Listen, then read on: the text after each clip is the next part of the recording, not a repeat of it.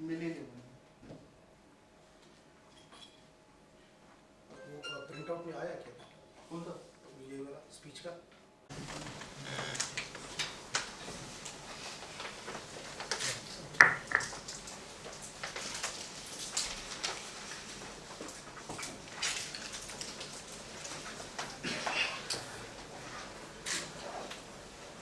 So yes, here we are at this lovely afternoon in Mumbai. Kasakai evening, Kasakai Mumbai. So this is a tradition how we start greeting everybody in Maharashtra, and I'm so blessed to have given me this opportunity to organize a closed door leadership forum like this. So with a formal welcome speech, I would like to start the session. Good afternoon or good evening, ladies and gentlemen. On behalf of ArdorComm Media Group, an emerging media startup organization headquartered in Pune, Maharashtra, I, Chandan Anand, CEO and Group Editor of ArdorComm Media, welcome all our eminent speakers and guests representing higher education, design education and industry fraternity at this much awaited offline roundtable, Education Leadership Symposium 2022, presented by Adobe. Thank you all for all managing your schedule and blocking your time to participate in this symposium. With your support and association, we feel privileged and glad to host an event like this. This is going to be the first physical meet designed exclusively for the design education sector in Mumbai. We thank Adobe for giving us this opportunity of association, and we cheers to this initiative. Let me invite your kind attention towards a small introduction of ArdorComm Media Group. ArdorComm Media Group is a growing media company enabling communities of education, human resource, healthcare and wellness, governance, media entertainment and art to effectively advance their businesses and strategic interest by becoming their collaboration catalyst.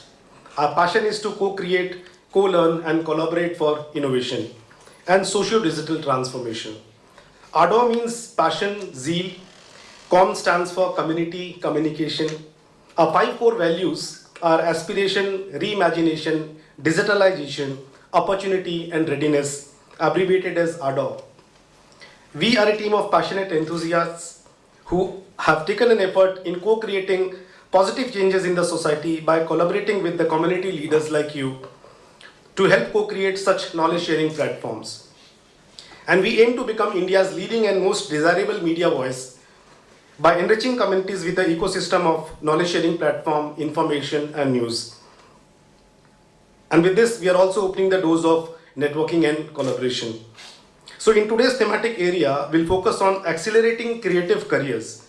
Key objective and discussion touchpoints would be that thought-provoking talks to understand the role of technology in creative skill and design education, brainstorming the need for industry-ready curriculum to ease the job opportunities. Experts will share their views on emerging hiring trends and how creative education to make the students industry-ready. Opportunities and challenges in creating a culture of creativity to impact learning outcomes. An industry talk by Mr. Suhas Bendre, he is the Director of Cognizant Interactive Solutions, and presentations by Mr. Muhammad Yaman and Mr. Supreet Nagaraju from Adobe. Followed with the cocktail and networking dinner. We are also going to felicitate you with a small certificate and appreciation for your exclusive and commendable effort in the field of education at the end of the session. So we have researched and carefully chosen a very interesting and relevant session topic for the discussion today. Our eminent speakers are the stalwarts and representing some of the finest design, architecture, engineering schools and organizations of the country. We are shortly going to witness some meaningful and great deliberation, and I'm hopeful that we all will enjoy, learn and enhance our knowledge from today's session. I request all our attendees to make the knowledge sharing interesting and engaging with your valuable participation, and I'm sure we will open the door of networking and collaborations. So with this, I hand over the mic to Mr. Supreet Nagaraju from Adobe for his opening remarks. Thank you, everybody. I'll speak from here. Yeah. Hello. Yeah, I think I'm loud enough, I suppose, for all of you. Just use the mic. Yeah. It's for the recording. So, first things first, a very warm welcome to all of you, academic leaders. It's the first of its physical event that we from Adobe, along with ArdorComm, are participating in the post-pandemic situation, if I may call it. We call this in corporate language the pendulum era, right? So I'll explain what pendulum is in a minute. But it's really good to see many of you in the room actively putting a smile in the post-lunch session, and especially on a Friday evening to be part of this. It's really heartening and warm welcome to all of you. What I would like to highlight upon is the fact that particularly from industry, we're seeing different swings in the way in which consumers and businesses have been behaving. Right? We saw ultra-conservative behavior in terms of one end, which is no digital or minimal digital, and there was definition of essential versus luxury before the pandemic started, versus a complete 180-degree pendulum swing in less than 90 days, which is unusual to analytics behavior of what we see across the landscape, and from some of the most rigid industry segments who actually adopted this as well in the last 2 years. So it would be interesting to see where the pendulum kind of settles in between, because we've now gone from ultra digital to somewhat moderate digital in some segments, and in some segments people are confused. Hey, should we be in the going back to the pre-pandemic, or should we settle into a hybrid model, so to speak? And the definition of hybrids varies from perception to perception, so to speak. Right? So here we are. What we would definitely like to achieve is what can give us optimum and necessary outcomes, and that is what I've always led most of my guidance to many of the leadership roles across both in corporate and in education and government side. So my submission to all of you is, at the end of the day, I think we all would like to have student success, which is the most important aspect of why you've chosen what you are choosing to do, and we as industry are here to support you in the endeavors of achieving education outcomes. And needless to say, today it's no means by which you can afford to spend time or waste time, if I may say so, in terms of trying to reinvent the wheel of something that somebody else has already achieved. It's time for collaboration to bolster yourself forward in both achieving learning outcomes and entrepreneurial outcomes. So with that, welcome you all once again, and I definitely like to keep this as interactive as possible, and request you all to participate, because this is not going to be a conventional presentation, kind of a mode, and I would like everyone, and I urge everyone to participate in your fullest spirits and make this successful across. Yeah, Chandran. Yes. Thanks, Supreet, for giving an overview. I think I'm audible. It's good to have without a mic. No. So He will need you for recording his yeah. Okay. Can I have a mic, please? You can pass if you want.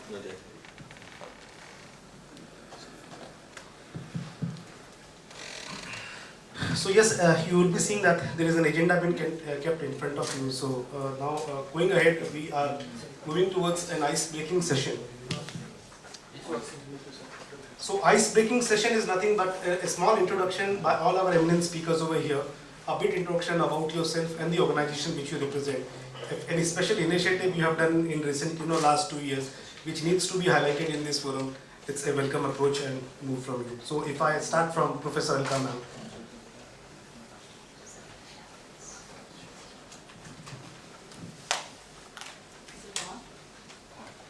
Yeah, but we need to click to have a green button on. Green is on. Green is on. Yes, so my name is Professor Alka Tavri. I'm principal of CTS College of Architecture. This college is a new college. We are in our 9th year of inception. in our 7th year, completing the 7th year, we went into pandemic, and suddenly the whole world was upside down, and we did not know how to work with technology, because a lot of us were not prepared for this kind of work. But gradually you find your way and you start working towards providing education. And this was the time of retrospection also, and time to find your own direction. So what we did was we encouraged our students to write research papers, encouraged our faculty also to write research papers, and we presented a few papers in one of the conference which is based for student research, D.Y. Patil, Pune. And for us it was a very good beginning, because all the 3 awards for best paper were taken by us, masters, bachelors and faculty. That gave us, further encouragement to go beyond this. And then when the pandemic went back, we thought of going back to previous time, but we are still, contemplating about a hybrid situation where some lectures have to be taken in hybrid mode, some interactions are in hybrid mode, and some interactions are going in physical. So studios are generally physical mode, but a few lectures where senior faculty members are there, we allow them to take online. So this is how we are managing the whole thing. That's all about this college. Yes, thank you, ma'am. Good to know that. May I pass on to Professor Manoj Parmar? Good afternoon, everyone. I'm Manoj Parmar. I'm architect and urban designer. Actually, I'm from a practice background. I have a 30 years of practice still going on, and I'm a director at KLA. When I graduated, I decided that practice is something that I want to take it up, and academics is something I would engage. And I've been part of KRVI since 1992. We are celebrating 30 years now. So, as a practicing architect and as an academician, there are 2 things that I feel as a faculty we need to articulate. Practice is what you do now, and academic is what you think about then. And now and then is something that we constantly negotiate with whatever you call it, a technology or creativity and things like that. So it's a good mix where we inculcate that that kind of how do you situate your practice. I mean, that is a core value. And as a practicing architect, an individual practitioner and academician, we ourselves have published 2 important books. Me and Dr. Binti Singh Mai, we have published important book on smart city in India. It's a paradigm trajectory or trends. This book was launched at the University of Glasgow in 2019, and subsequently we presented in Queen's University Belfast. And 2022 we have come out with another book known as Resilience Urbanism and the case of South East Asian cities. And this actually 15 days back I was in Boston, and there was a launch of the book at MIT Boston and University of Texas. Now, thing is that this is not just independent of what I do as a practice or what I teach as an academician, but this is an effort to consolidate both the world together, and how really this idea of technology, creativity, industry, how they can come together and create a kind of solutions and strategies for the future. Thank you. Yes, thank you so much, sir. Interesting to know that your outreach is going towards abroad also, and you are making head highs of Indian education institution there as well. Appreciate it. Dr. Anand, sir. Hi, good afternoon. Myself Dr. Ananta Chakradev. I am Pro Vice Chancellor at MIT Art, Design and Technology University for Creative Cluster. That means I look after 7 schools, which is fine arts, applied arts, architecture, journalism, broadcasting, film, drama, performing arts, and of course design. So I'm founder dean of MIT Institute of Design since 2006, and my background is not design. I'm not a designer. I'm bachelor in mechanical engineering, master in production engineering, of course PhD in design. So somehow I try to manage that finally. Yeah. Most of our time these days is going into convincing students that virtual is not real. And they are so used to virtual environments, they feel that online exam is good, they feel that online lectures are good, they feel that online submission is good. So most of our time these days is spent into these things, and it's really hard to convince them that virtual is not real. So in fact we are in a process of reversing digital thing. We had a lot of digital in past 2 years, and now we are in reversal mode and trying to get back to physical mode as early as possible, because physical is real. That's what we want to convince them. Of course, digital and the entire virtual environment has its own place and it will remain there, but learning by doing is the key. So I think we are focusing back on learning by doing. Great, sir. Thank you so much. Sir, Professor Rajshekharan, sir. I am Rajshekharan Pillai BN, Vice Chancellor of Somaiya Vidyavihar University. For the last 51 years I have been teaching, starting from a state university in Kerala in 1971 till today I am teaching, a teacher, researcher, education administrator, and of course other activities also. I have been in the state and central government education system in the country all through my prior to retirement life. I have been the Vice Chancellor of 3 state universities, 1 central university, Indira Gandhi National Open University, and I was Secretary DST. I was Chairman and Executive Director of National Assessment and Accreditation Council in its formative stages, NAC, and I was Vice Chairman and Chairman of the University Grants Commission also. Now, for the last 5 years, I am in the private sector. Came to Bombay to convert the 70-year-old Somaiya institutions into a university. I did it, and I am now functioning as the Vice Chancellor of the university. Trained as a chemistry researcher, I even now publish papers.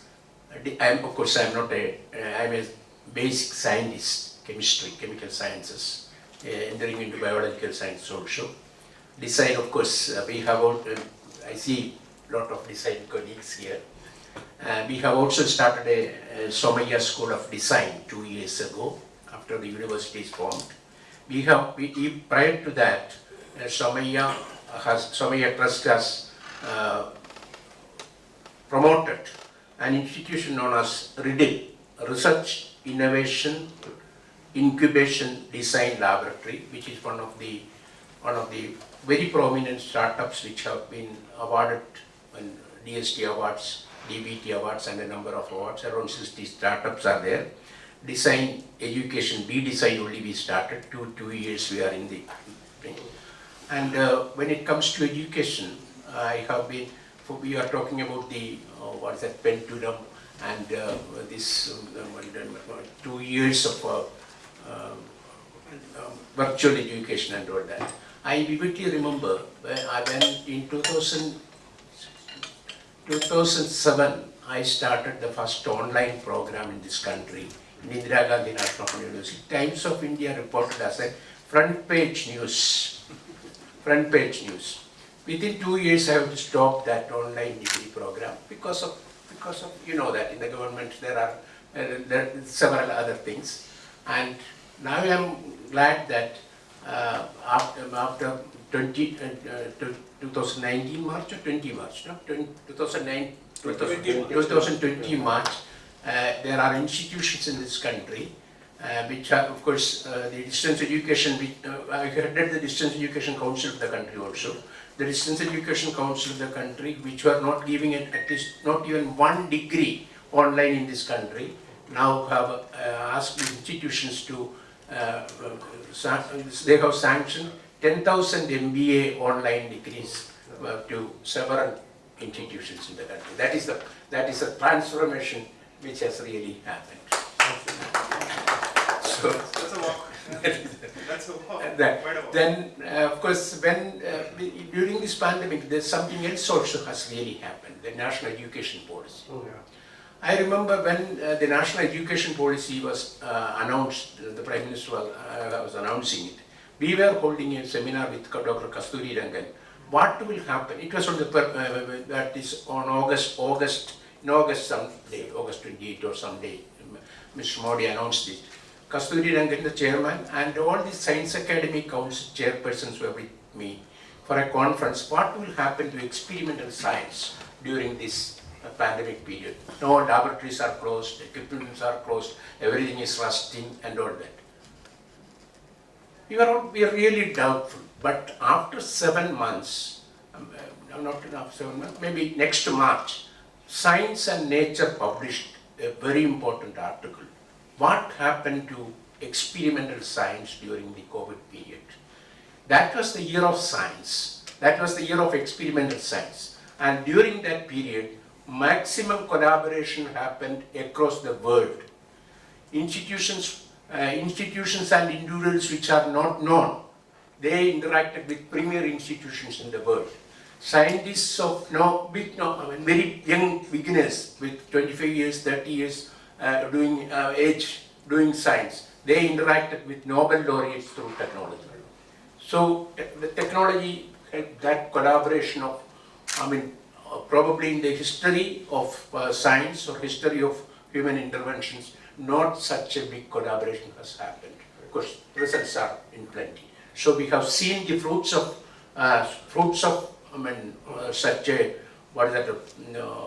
such an attack, and then the transformation which has opened. And therefore, as he rightly mentioned, as a teacher, even though I was heading at Indira Gandhi National Open University with 3 million students, I used to say that technology cannot teach, only teachers can teach. Yes. Even now, I believe that only teachers can teach. Teachers have to be equipped with technology. Teachers have to be equipped with, worrying about creativity, design and all that. Thank you very much. I will intervene inappropriately. Thank you, sir. Thank you. We are truly honored and glad to have you around this, sir. Thank you so much. May I request... Because I know him for several years. Absolutely. So 2 programs I missed to invite Raj Tikran sir, but this how I win the game. I somehow managed to bring him over here. We are blessed, sir, to have you. May I request Architect Mandar Parabji to kindly give us not introduction about yourself and the institute which you represent. Yeah, good evening everyone. I'm Principal Mandar Parab. I head LS Raheja School of Architecture. It's in Mumbai. We have architecture department and we have Himachal landscape department, and along with that we have got interior design also as one of the fields where we actually are venturing for past almost 40 years now. So interior design department, we have a degree and a diploma program over there also. Thank you, sir. May I request Mr. Rajesh? Hello. Yeah. Hi, I'm Rajesh Torakia. I am the founder of Framebox Animation Visual Effects. I entered the field of animation in 2000 when Ashish ji and all had just started the studio, and that time we had a lot of shortage of animators in the market, and that was an opportunity that was there and also a need that was there based for the studio that I was running as well as for the industry. So I started a brand called Mac, which started training people and getting them into the industry, and then in 2008 I started Framebox Animation. The 2 brands together over the last 25 years have trained almost 2 lakh people for the industry. And as regards to the pandemic, we were lucky that Pune was actually having a much bigger pandemic attack earlier than everybody else, so they shut down our classes very early, and then we had to go online immediately. So we were online even before the actual lockdown happened, and That time we got a lot of people from international markets also who were sitting at home doing nothing, so they were also willing to, come online and give their knowledge, just like you said, a lot of exchanges happened with the biggest people, with the students, and we did a lot of webinars. We must have done almost 50 webinars during that time, which had great attendance. So actually the pandemic did a lot of good also, and it brought us into a lot of collaborations with a lot of international leaders in the market. And basically, we have now, of course, gone back to the offline model. No pendulum. we do some of the courses online, but otherwise we are now in an offline model. Thank you. And yeah, thanks for such a short and sweet brief, Rajesh sir. But I do remember when I was into the print media, and when the full pages advertisement of animation used to excite us a lot. What is this into the market? Who is giving this opportunity just after 10th pass or 12th pass? So this was an initiative when when the skill development really was into existence, and we could see people around us. I must just add that time we had to do almost 100 seminars to tell parents that this is a career, this is not some cartooning or just wasting of time. Yeah. And I had got guys who wanted to do lamination and ammunition also. Wow. But giving an opportunity to 2 lakh people is really amazing. We appreciate a round of applause for it, sir. Thank you so much. And obviously, we have Rajiv Mishra ji, who knows, sir is the principal of Sir J.J. Reno College of Architecture. Privileged to have you, sir. Thank you. I'm Rajiv Mishra, educated in architecture, urban planning and urban management. I have been blessed with teaching for the last 30 years in a campus, which is art, architecture and design as an amalgamated situation, where we realized over the period of time that teaching is a constant exploration, and teacher as student we keep on learning. I realized that art, architecture, design is a profession, teaching is a profession, but teaching art, architecture and design is a third profession. And therefore we need to exploit technology to become better teachers. And I think I will speak on it as and when the meeting goes ahead. Thank you very much for inviting me. Thank you, sir. Dr. Rajiv. Good evening, I'm Dr. Rajendra Shinde, Principal of St. Xavier's College, Mumbai. St. Xavier's doesn't need an introduction to anyone, but it is 154-year-old iconic institution, out of which 40 years I had an opportunity to be in the campus. As a student, as a teacher, as an administrator, and I'm there for since 2018, I've been heading the institution. We are known for inclusion as such. Xavier's is run by Jesuits, so it's known that we work for lower groups, lower income groups. Of course, we do get elite class too, but inclusion is our forte, and we have a number of students from various disability character. I have 2 or 3 visually challenged students. The one student is doing his BSc chemistry, and this happened during the lockdown period. It was extremely difficult, especially when the lockdown happened. None of us knew Zoom. In Xavier's, it'll surprise you that, but Xavier's teaches that old traditional setup kind of thing. The technology was something like shocking. So first 3-4 months we had to actually do the give them training for online different apps and different techniques. Using Zoom myself, I took a help from my daughter who's in US, so she showed me how to use Zoom. All of us. So first 3-4 months went in that. Luckily there were no colleges at that time. When we started, online exams was challenging. Copying increased almost 15-20 folds. Multiple problems with that. In fact, if you read the newspaper, Xavier's is the only college. Then I had 3 other colleges joining me. We went in offline mode in the February, and there was uproar from the student community saying no. And we put our foot down and saying no, we will have offline exams. Still I get students coming to me if they're absent for 3-4 days, do we have a hybrid lecture? I said no hybrid lectures, and we insist on offline physical lectures.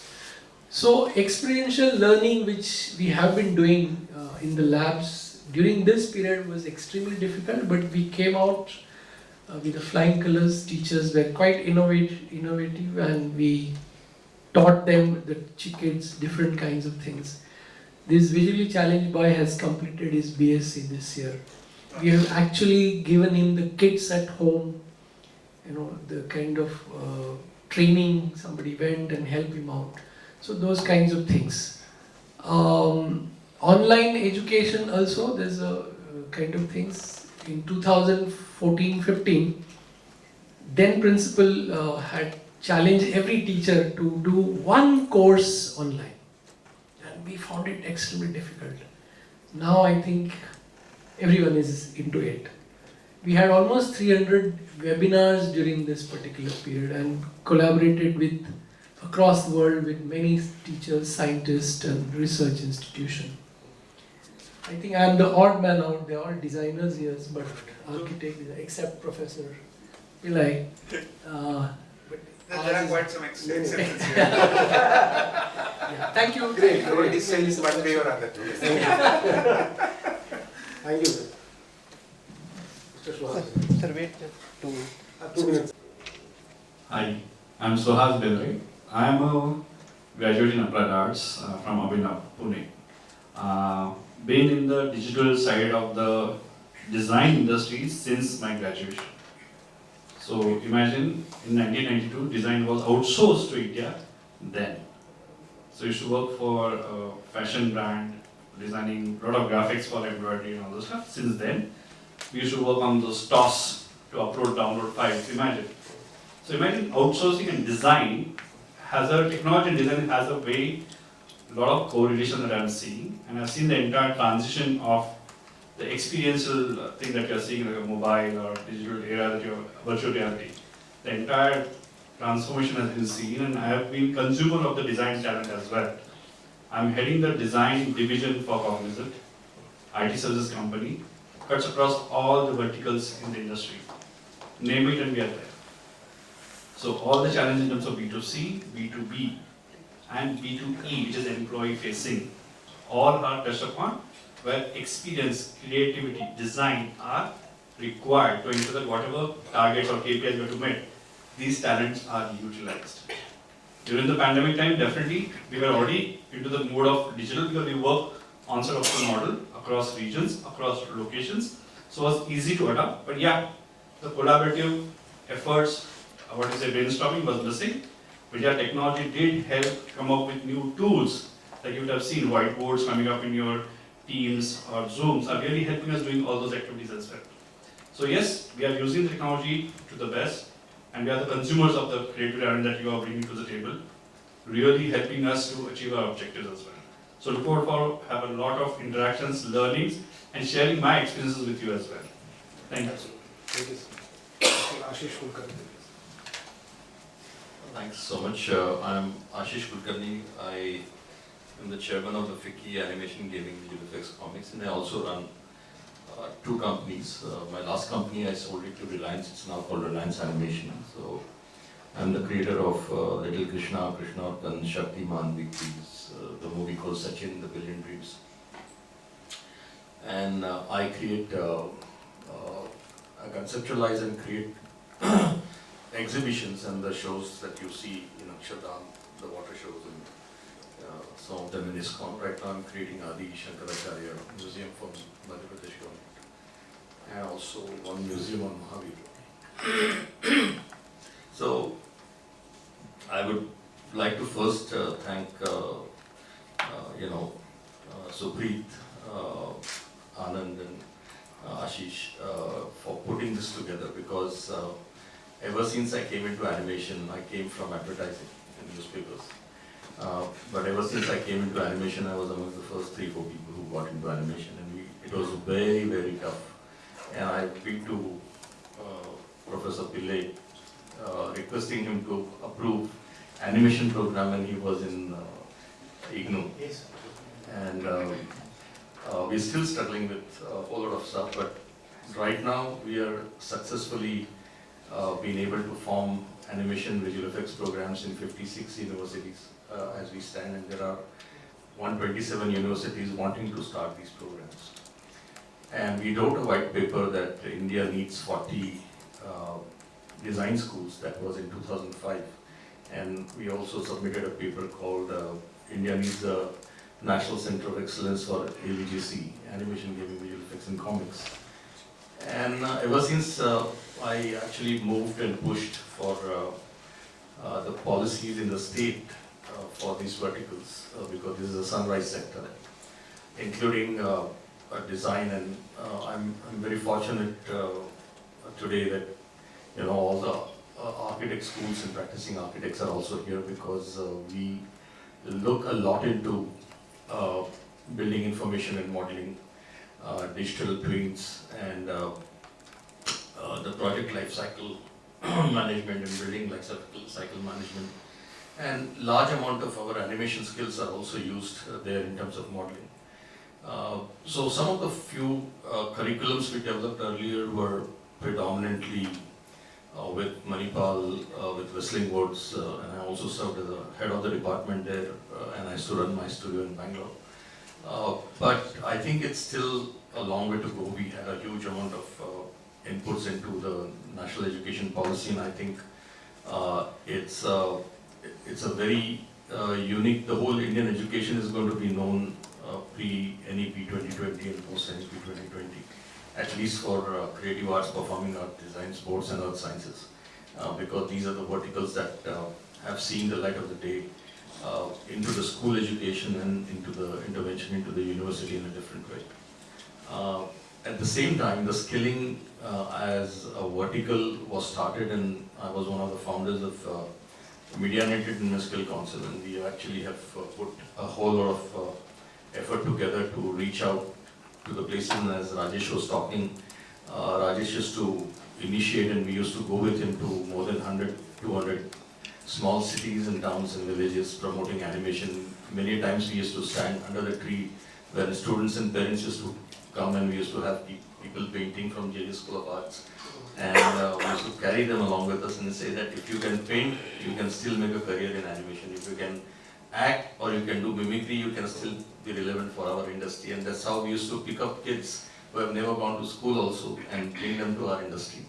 And gone are those days. Today, animation as a brand, as a career, has been recognized in many ways. We still have a long way to go, but I think such interventions and such discussions would lead to a lot more partnerships.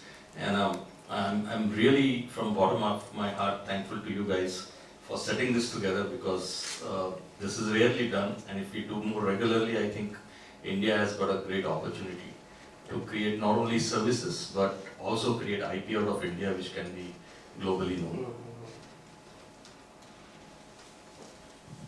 Great, great, sir. Thank you. That was such a motivation to us organizing this thing. Yeah. So, Yeah, good evening, one and all. I've been introduced briefly, but yeah, just in the interest of introducing a little more. So, Supreet Nagaraj, I've been in the industry for the last 22, 23 years. Primarily been in the business of enabling different industry verticals on IT and IT-enabled services. Started off my journey with supporting defense establishments of India with IBM. That was my first jacket, and then went on to assist multiple industry verticals across Dell and Avaya. And the last 10 years, was a calling by multiple industry verticals to look at something which was more interesting, which had a 85-degree climb in terms of trying to transform, something which probably did not exist, and that's where one of my leaders said, hey, you good at doing what you're doing, but do something which can leave a trail and make a impact for millions of students within the country and abroad. So that's when, about 10 years ago, we started this journey with Adobe. And what we did was not just look at software as software, or technology as technology for the heck of it, but we started, double clicking on every single aspect of how does it, that's the lowest common denominator in the society. That's the first aspect that we started, intervening. And then when we started doing that, what we realized was there were lacunas at different intervals of journey in a student life cycle. And we did not start stitching anything brand new, but we started plugging in areas which can augment, success in exponential ways.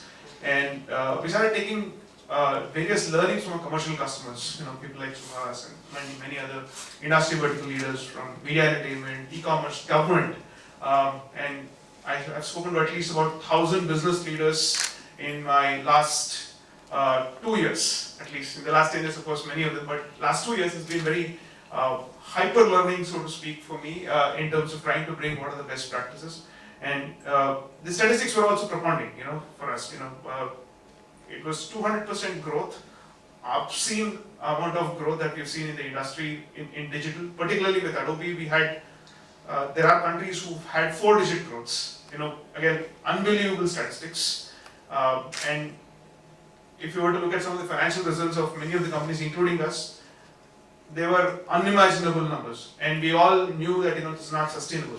But talking back to my old conversation of pendulum, what we're also seeing is despite things going back to normal, we're seeing India, and this remains within this 4 walls, India has grown 75% for Adobe in India. The last 90 days. 90 days, which is a thing that I want you all to take home and digest, that industry is still going at a particular pace because they see value, not because they don't have options. There's a difference between, I have no options, hence I adopt, versus I see value, hence I adopt. Right? So that's one area that we are seeing, significantly improving in that area. And what has also led, to a transformative approach in the current landscape is the consumerization of the overall experience, right? Whether it is government, whether it is education, whether it is e-commerce, the difference in the way in which how people consume various services, including education, is I get what I want and not because that service is available. I get what I want not because it's your product, you're a great brand, but because it is personalized and it raises the ulterior motive of my needs as an area. And that's where you are also seeing a stiff competition as education, if I may say competition. The edtech companies emerging, right? If you were to look at what's happening around you, there are areas which you are not able to address because you cannot personalize, various reasons, regulatory reasons, there are certain things that you believe, but your consumer who is a student does not believe that it is necessary. There are various ways to mean it and achieve it. Now, coming to specifics of what I've been doing personally as well, outside of my role in Adobe as a lead for education.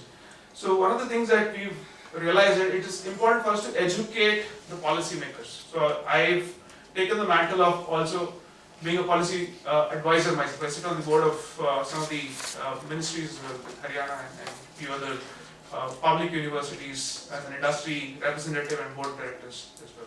What we've been doing is to bring their attention towards areas which they've often neglected in nature, because it's always, it's government, we have to reach only the Aam Aadmi as an area, but not measure themselves on outcome. So we've been making an effort, me and many of my peer colleagues who represent FICCI in the higher education side and some in the CII side of it as well. We've been trying to get the attention towards what is the outcome.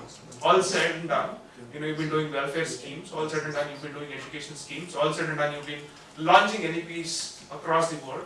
But many of these things are not necessarily 100% new.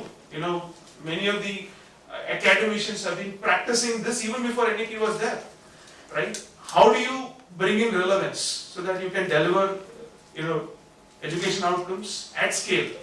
How do you improve GER ratios? How do you bring in scalability in terms of bringing qualitativeness in the way in which teaching is brought? And how do you scale the bench size of the teaching population? what is here as a superpower in education, across different, length and breadth of the country, may not take us there, because, there is a depletion in the qualitative aspect of the teaching, quantum of qualitative teachers, and ability to scale qualitative students as well. All three. We have, it's actually, if you look at it, if you put a graph around it, it's very dangerous to even try and visualize that part. So that is where, the aspect of next steps and the go-to aspects of it would arise for a need to look at collaborative effort, both on the ways and means that we could look at. Some of the knowledge and things that I could borrow from my customers in the commercial side, some from my own experiences in the commercial area, and also for me to learn, and many of us to learn. I do spend about 4 hours in a week trying to teach. I teach business and strategy out of passion, and trying to understand what's really happening in the classroom. What's the plight of a faculty on the floor, right? The shop floor, mechanics and dynamics are very, very important for us to sit in the boardroom and take certain decisions. So, and last but not the least, the aspect of winning the research and innovation aspect of it is extremely critical for hyperscaling, because we need to create job creators ultimately who can hyperscale the mode of bringing in more and more entrepreneurs as an area. So, in a nutshell, there is a role for all of us in this room, and many of us outside this room as leaders, to wear multifaceted hats, not just as academicians, because it's also learning and bringing the best practice, and also trying to facilitate multiple collaborations as an area. So that's, I would call myself in a nutshell, an active collaborator and a collaborative agent in that way. Thank you so much. Hi, this is Abir. I represent Aptech Limited. Aptech, I think most of you know about it. We have 2 brands which caters to the skill development in AVGC segment. That's I represent both Arena and Mac as a brand. Working the capacity of a senior vice president there, I handle curriculum development, teachers training program, emerging technologies, whatever is coming, which requires skilling, and obviously student development. I think that's the key to an academic team. So I lead the complete academic team in Aptech Limited. One thing in last couple of years during this difficult time, which all of you eminent speakers have already spoken about, I think one of the areas where we put a lot of effort is skilling our teachers, because I think I have been a teacher throughout my life. I started in 1998, I think 4 years. I'm an advertising graduate. I started my career in advertising, then came into 3D, and then probably came into academia. I think online teaching and offline teaching are completely 2 different things, right? We have found out many fantastic teachers who are like the superstars in offline mode, when they were thrown suddenly into an online mode. Because for a teacher, body language is very important, right? Since I have a teacher over the years, I know how body language is important, right? When you can't see anything, you're talking to a wall, suddenly, you feel that whatever we are saying or whatever, nobody is receiving it at the other end. So one thing we did, I think I will echo to what Sukrit mentioned.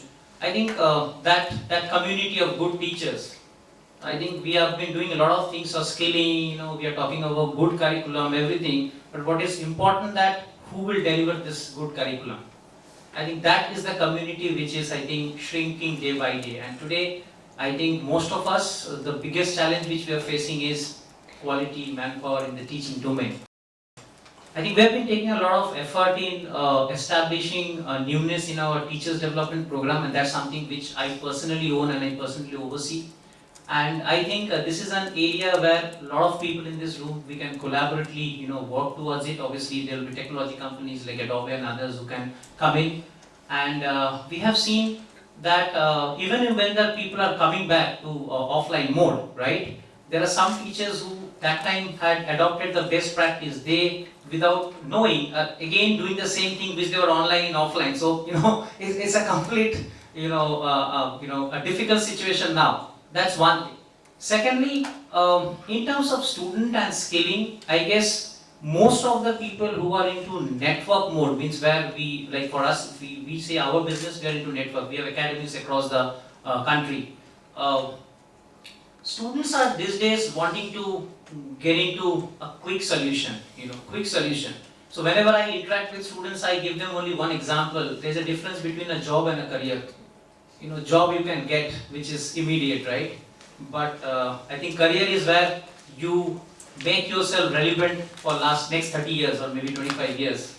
I think that makes a lot of difference, and once we concentrate as an academician about creating manpower for career and not for job, I think fundamentally we all know what we need to do, because it's a process. Creative skills is a process, whether it's a design, whether it's an animation, whether it's a visual effects, it's a process one needs to learn. And today's day, I think everybody is running after softwares and technologies, right? If somebody wants to be a designer, they say, "Mere ko Photoshop aata hai, Illustrator aata hai," without even doing the design thinking, right? So I think that's an area, if all of us put in our efforts, whether it is scaling the trainers, scaling the students for a career, I think all things are connected to that, rather than creating somebody for a job, because today he will get it, tomorrow he may lose it when the dynamics of the industry changes. I think that's something if we all can, discuss and deliberate a bit, I think that will really help. Great. Thanks a lot. Great, thanks. Good input. You, especially on the teacher development program and focusing on teachers, you said, and that is really impressive. Due to the shortage of time, we are just going ahead with 20 minutes. Can we have just quick introduction in 1 or 2 lines, please, for the speakers? Sorry, I'm being the devil of the program. Hi, so I'm Chaitanya. I'm the Vice President and Business Head of Whistling Woods. I'm also the Chief Technology Officer and Head of Emerging Media. It's a little odd for business head to be CTO. By profession, by training, I'm a chartered accountant, unfortunately. I'm probably, so in addition to my move from financial services into media and entertainment education, and then into media and entertainment technology and adoption of emerging media into both our academics as well as the industry at large.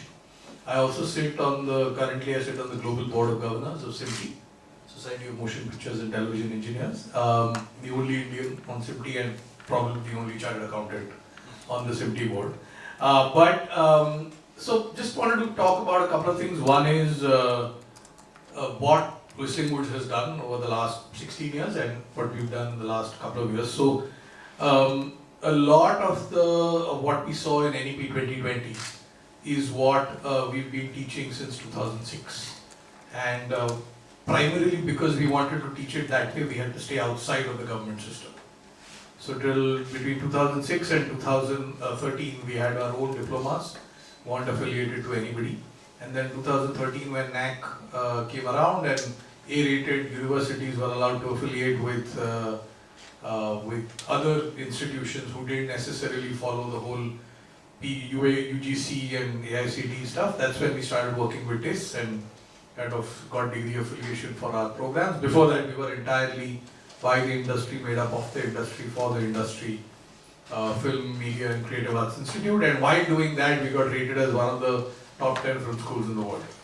So the whole change that we are seeing in the entire education structure in the country is something that we've literally lived through over the last many years. So one of the kind of big aspects of that is the approach to what we really want to do with the students who join Whistling Woods. And then how does being in a more digital, more online environment affect that? So we prepare students for employment, entrepreneurship and research. And every single thing that we do on campus is geared towards one of these three things. Every class, every practical, every evaluation, every assessment, either to make them better employees, better entrepreneurs, or better researchers. We also do those three things on campus. Obviously, we teach. We hire industry professionals and so on to teach.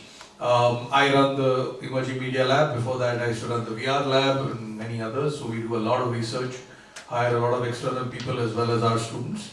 And we started to see what the online last 2 years has had an impact on it. First things first is we hardly went full online. 3 months in 2020, 2 months in 2021 is the only time when we were locked down. Otherwise, campus was open, shoots were on, practicals were on, I mean, I'm sorry, you can't teach cinematography online. End of discussion. So, yeah, there were some parents and students who were kind of cribbing a little bit and worried about COVID and all, and then we had to send them stats that 17 to 25 age group was the least affected. Half of them didn't even know when they had COVID and when they didn't, right? Anyway, so that's what we've done. Online education has definitely impacted employability of these students, not so much because of their learning and their skills, but because of the lack of the intra-batch interaction and peer-to-peer contact that these students have missed out for a year almost, right? And that's really that's been what we've been kind of trying to get them to do more and more and more, because it's a huge part of employment. Entrepreneurship aspects of our students have gone up significantly, primarily because while they've been locked in at home and they've been studying and all that, they've been taking up a lot of international jobs. I have a production design specialization student who's been doing window layouts for Prada on 5th Street. And she just took it up as a challenge. They had an open competition and she sent it in. And her bid was so low and her quality was so high as compared to the Americans that they've given her a 4-year or something like that contract. That contract has paid her entire school fees. Right? So this entrepreneurial aspect we would have never seen. So it's given a huge boost to research. Right? Almost 4 times as many kids are now interested in doing new things and exploring new things and answering the question, what next? I don't know why it's happened. Honestly, this piece, I haven't been able to figure it out. Right? I think it's, I don't know, some part of the brain, cognitive science people need to answer that. So this has been how we have observed the impact of the lockdown with students, and we hope that the bad things go away and the good things continue to grow even as you get back to pre-pandemic levels. We are back to pre-pandemic levels full time now. We have 0 online education. We had a couple of parents who cribbed, and then I asked them, this is a very practical program, you can't do this online. And then they said, nahi, ho sakta hai. I said, would you allow a doctor who'd gone to online medical school to treat you? And then the silence in the room was convincing, right? Or I also asked somebody, would you allow an architect who had gone to online school completely to build your house? And the silence was also as loud. So that kind of ended that conversation. So yeah, I mean, that's the impact that's been. Yeah, so I'll talk more later, I guess. Thanks, sir. Hi, good evening. First of all, let me thank ArdorComm and Adobe for bringing all the eminent speakers and academicians on the single platform. So I'm Dr. Alam Sheikh, Principal, Washington College of Engineering and Visual Art, and I'm heading 4 to 5 institutes. We have Architecture College, Roundtable College of Architecture. We have Applied Art, we have Painting, we have Interior Designing, and again we have Law College. So I must thank over here our mentor, our advisor, Rajiv Mishra ji, because he is the person who have motivated us to start these all branches. So I am heading all these institutes. 1990 our college has started, engineering college has started, 7 acres campus, it is in the heart of Mumbai city, Chunamati. Since 2017 we have achieved this graph. Around 4 to 5 colleges we have started. So this is our achievement. I believe in few of the things. I always insist to the students, my stakeholders as well as faculties, for 5 to 6 points: remembering, understanding, applying, analyzing, evaluating and creating. That is the what I can say key of success to achieve this in 4 to 5 years. So that's all from my end. Thank you so much. Thank you, Dr. Alam Sheikh. I am architect Amol Bapat. I am masters in project management from Mumbai University, and as sir has already said, he is heading 4-5 institutes, so I am a part of that institute. I am principal at Vasant Dada Patil Pratishthan's Manohar Phalke College of Architecture. Thank you, Chetan Anand sir and team for inviting me here, and I'm privileged to hear the views of the experts and a lot of takeaways from this session. So, as a student, when we graduated, first interaction with softwares or technology was kind of we learned AutoCAD in the final year. So I thought that was a big thing, and I think we are industry ready. And then we used to kind of learn, so learning never stopped actually. ArchiCAD, 3D Max, and then Photoshop we had to learn, Corel Draw for making cell plans and other things. So how you make your drawing attractive, and with the help of softwares, how you deliver whatever is required for the client. So as a student, I thought that this was the end. Then lot many softwares did emerge. There was a sea change in every 3 to 5 years. So nowadays, I mean, at one point of time you have to say to yourself that now it's the end. I mean, I cannot just go on and on learning. So right now, a lot of softwares, again, as far as the technology interface is concerned, so Revit, then InDesign, and so many softwares have emerged across. I mean, every other day there is something new. Then I think as a teacher on board or the presentations, that is enough. But now again, suddenly the pandemic hit us, and then we were compelled to sort of use Zoom and Google Meet platforms. So again, we thought that, oh, it is something new. How to give a credit on a design where you are interacting online with your students. So some of the students used to send drawings by way of PDF on email. Then we learned how to sort of scribble on those, how to kind of save those drawings. And then there is a host of change in way we used to carry. I remember we used to carry floppy disk. So one drawing was saved in 3 floppy disks and so on for printing. And now you can store a lot of data on your Google Drive. So that is a change as far as the technology is concerned. So this has been the biggest change. A lot of learnings from the pandemic as well. So you have to keep learning and updating. That is the thing which I think the interface with technology for me. I'm thankful for again Mr. Chetan Anand and his team for being a speaker over here. Thank you. Thank you so much, Dr. Alam and Mr. Amol Bapat. In the very last moment, you managed to, from your busy schedule, I appreciate it. Good evening, eminent speakers. I'm Vinayak Nabar. I'm a farmer, an architect, product designer, and I'm a craftsperson at heart and hands. So I was fortunate to have been born into a farming community, and I have farmed almost all my life. That made me grounded. I've done my architecture from IIT Kharagpur, 1983, and product design from IIT Bombay, 1989. Currently, I am the principal of Asmita College of Architecture from 2016. I am also on the Board of Studies at NMIMS School of Design from 2016.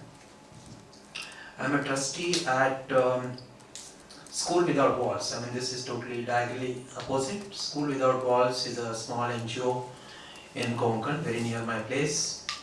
And now people call it the University of Life, where we train people who are community rejects or orphans to be on their own. And as a challenge, we don't take any donations. So we train people to be self-sufficient and be on their own.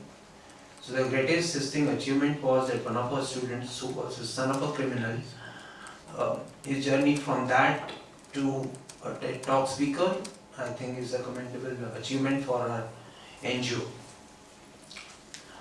So basically, I've been with IDC, my alma mater, from 1989 till now.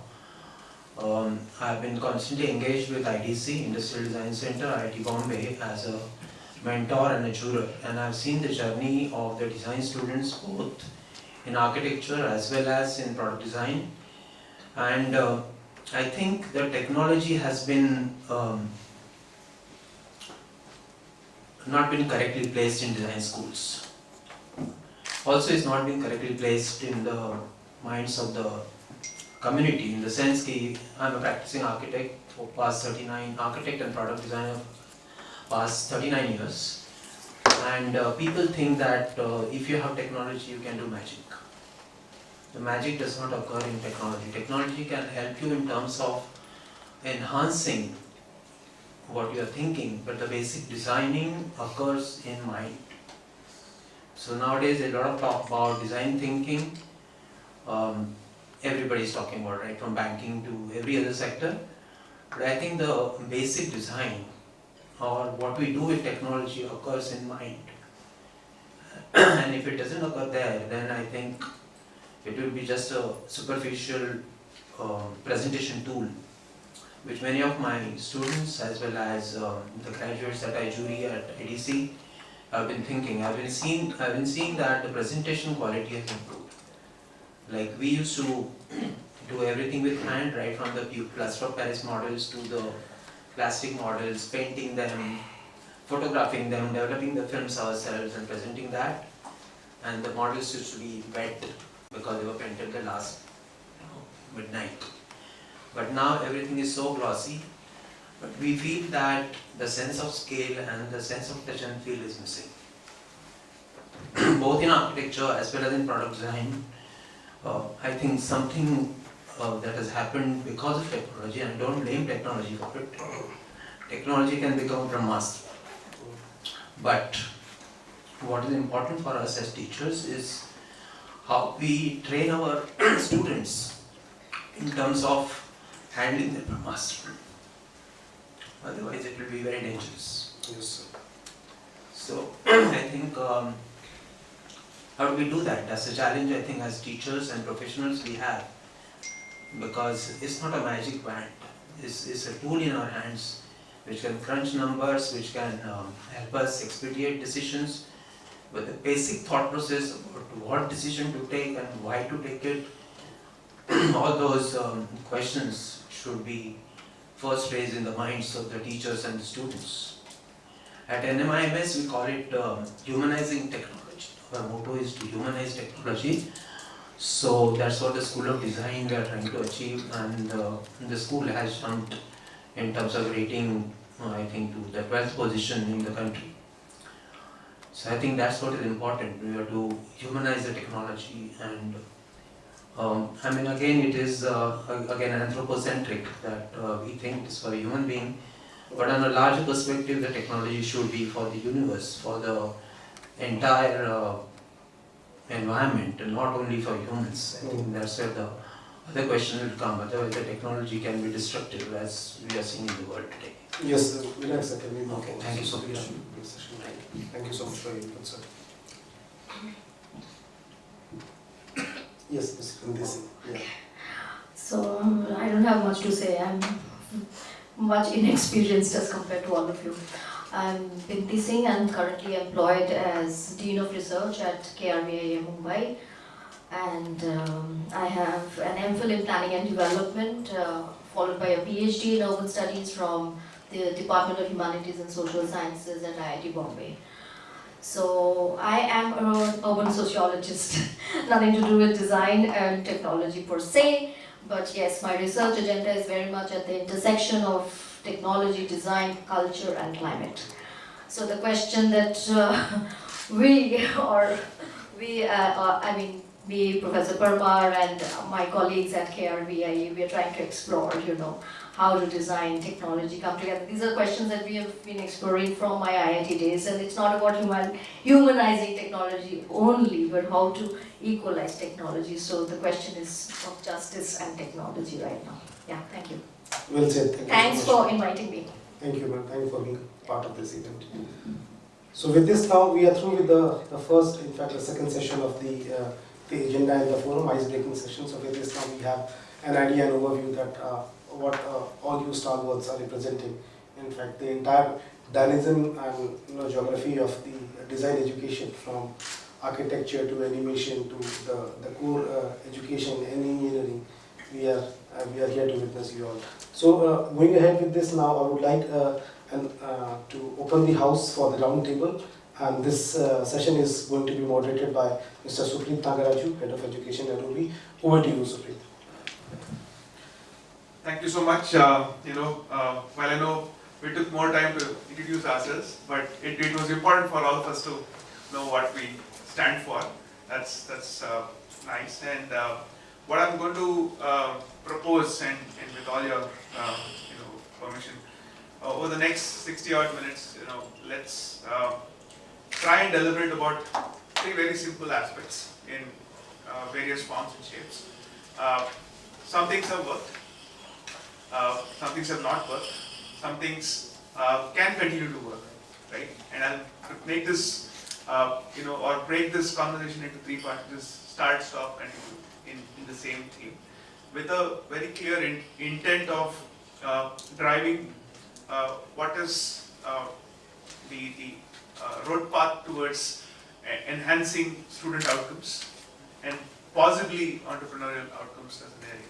That will be the intent, and this will be the theme of the conversations across. And I would request everybody to be brief and succinct in as little words as possible, and we can deliberate further in case if there are points to be extrapolated over the networking session post this session as well. So with that, we've all had different points of view, but there are certain areas which are which cannot be negotiated, right? Which are realities, which are facts, right? And one area which I firmly believe in, and I still stand for it, although I represent as a leader of the IT industry, that IT is not going to replace any human being. That's the reality.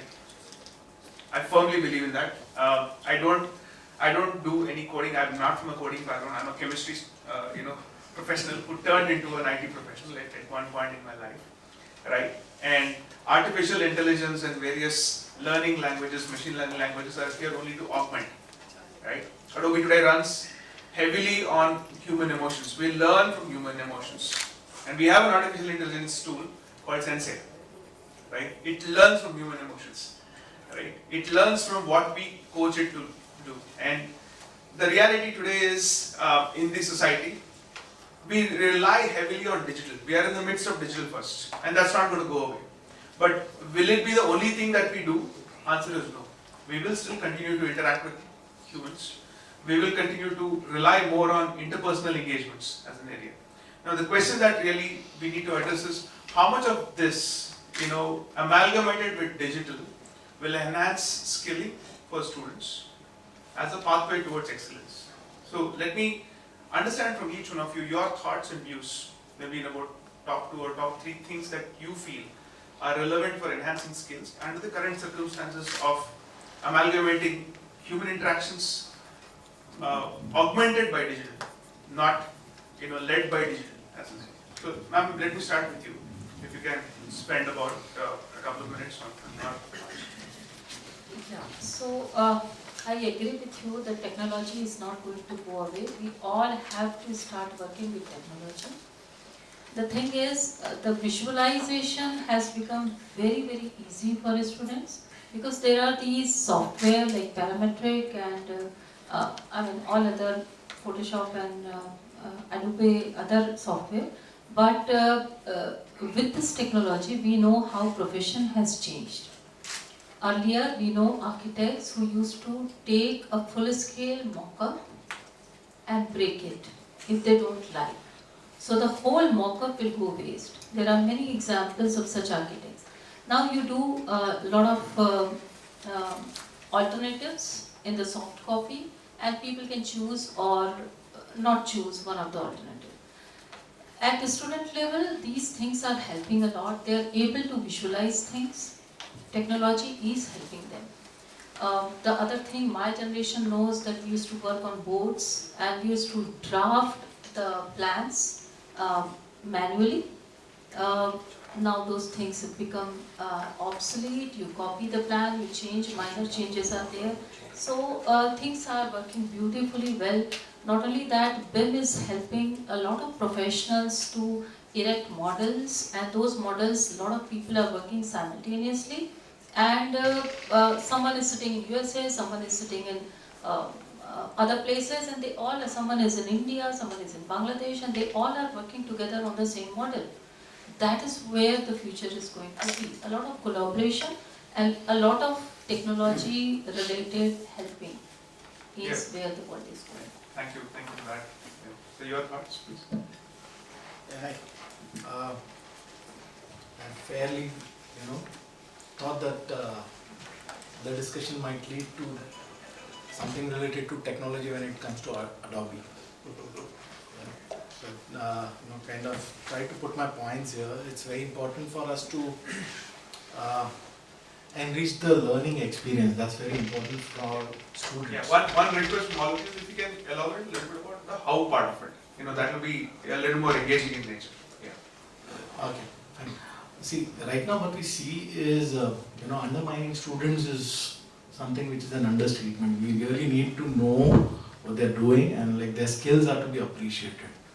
Very appropriately said by many of them that, when we were educated, the things were very different. Right now things are different. I mean, just to let you all know, architecture student today is extremely good at its architectural rendering, visualization, graphic design skills. By the time he reaches final year, a few of them even take up things like advanced BIM and Revit, and they are thorough with it probably. Their SketchUp modeling is fantastic. I mean, they surely use walkthrough models through Enscap. Then Grasshopper, Rhino plugins are always there, so they are aware of all this. They look at parametric designs, computational designs,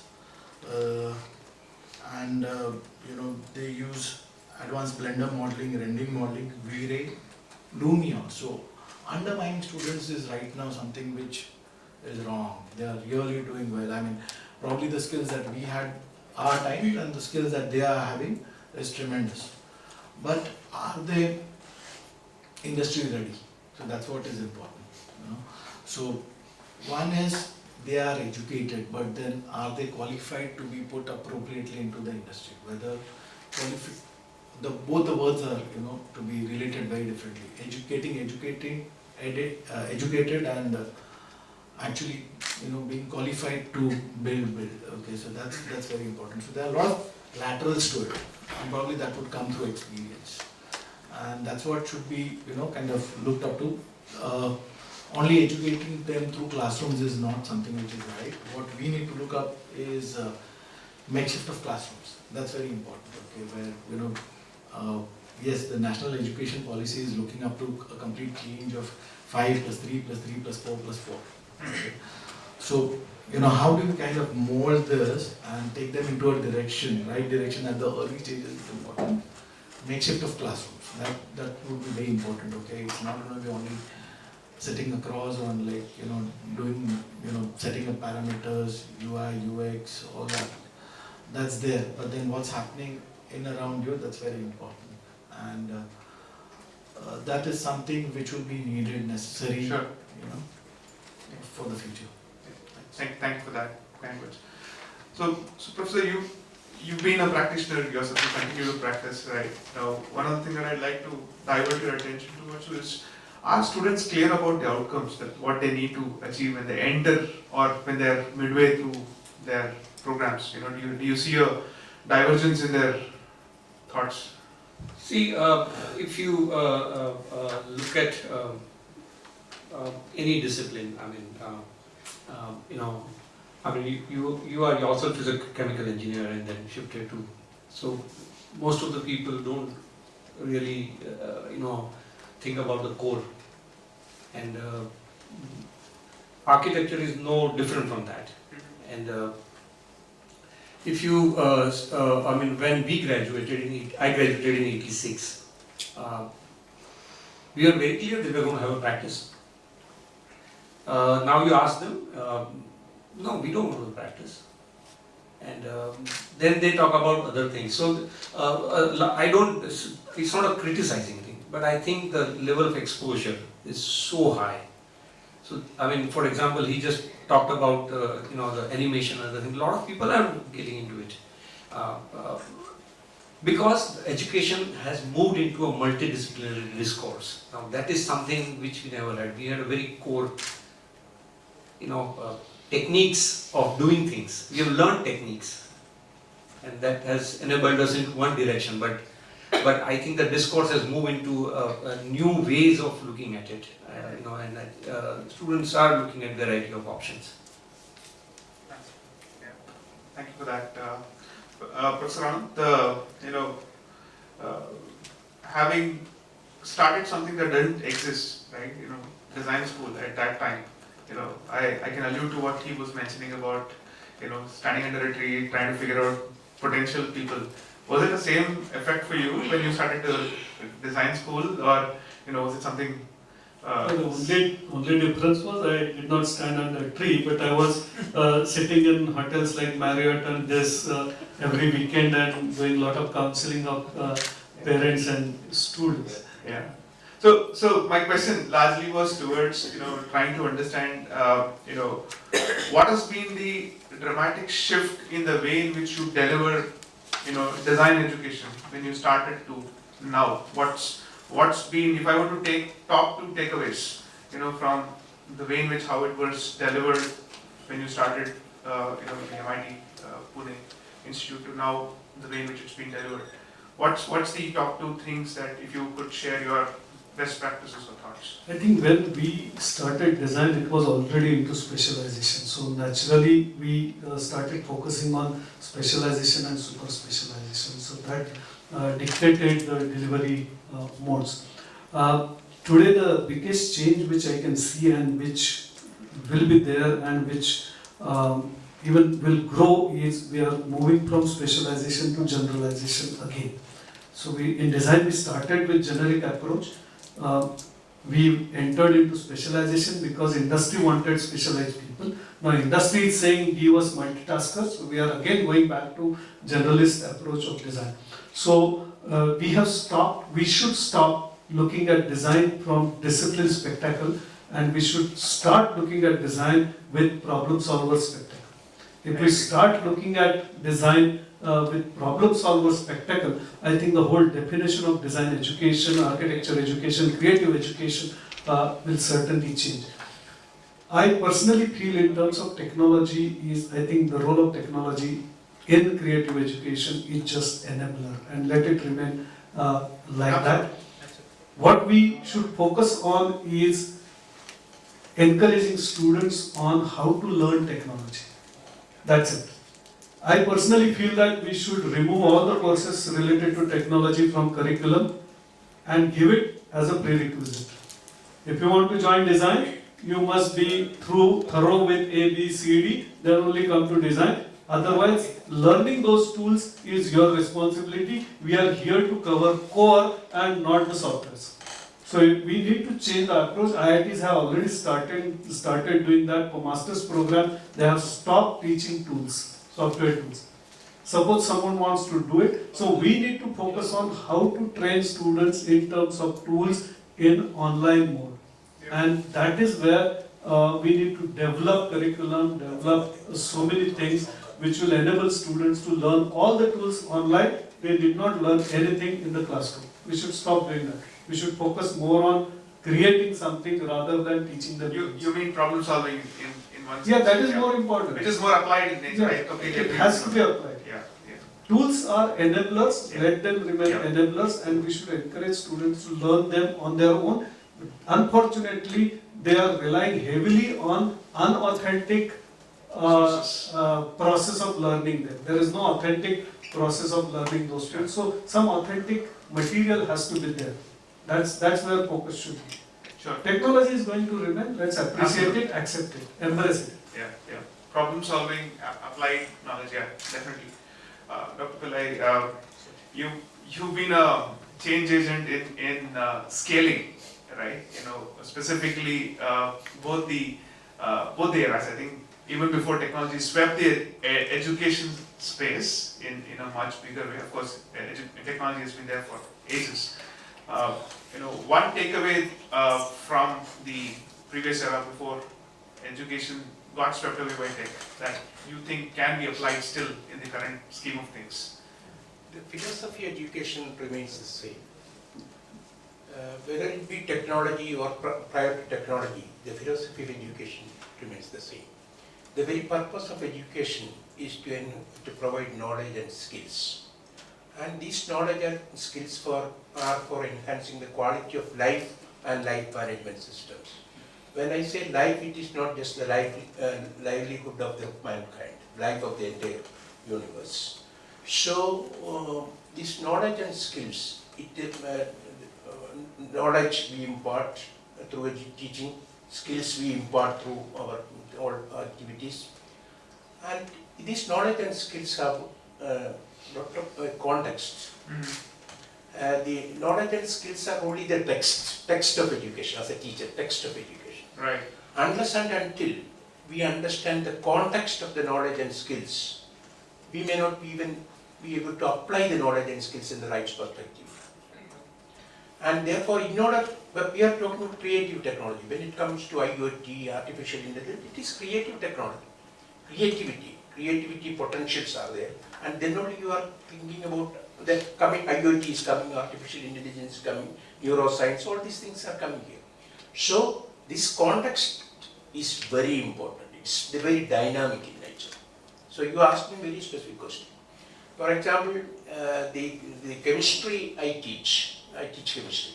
The chemistry I teach, chemistry I learned maybe 50 years ago, it's totally different.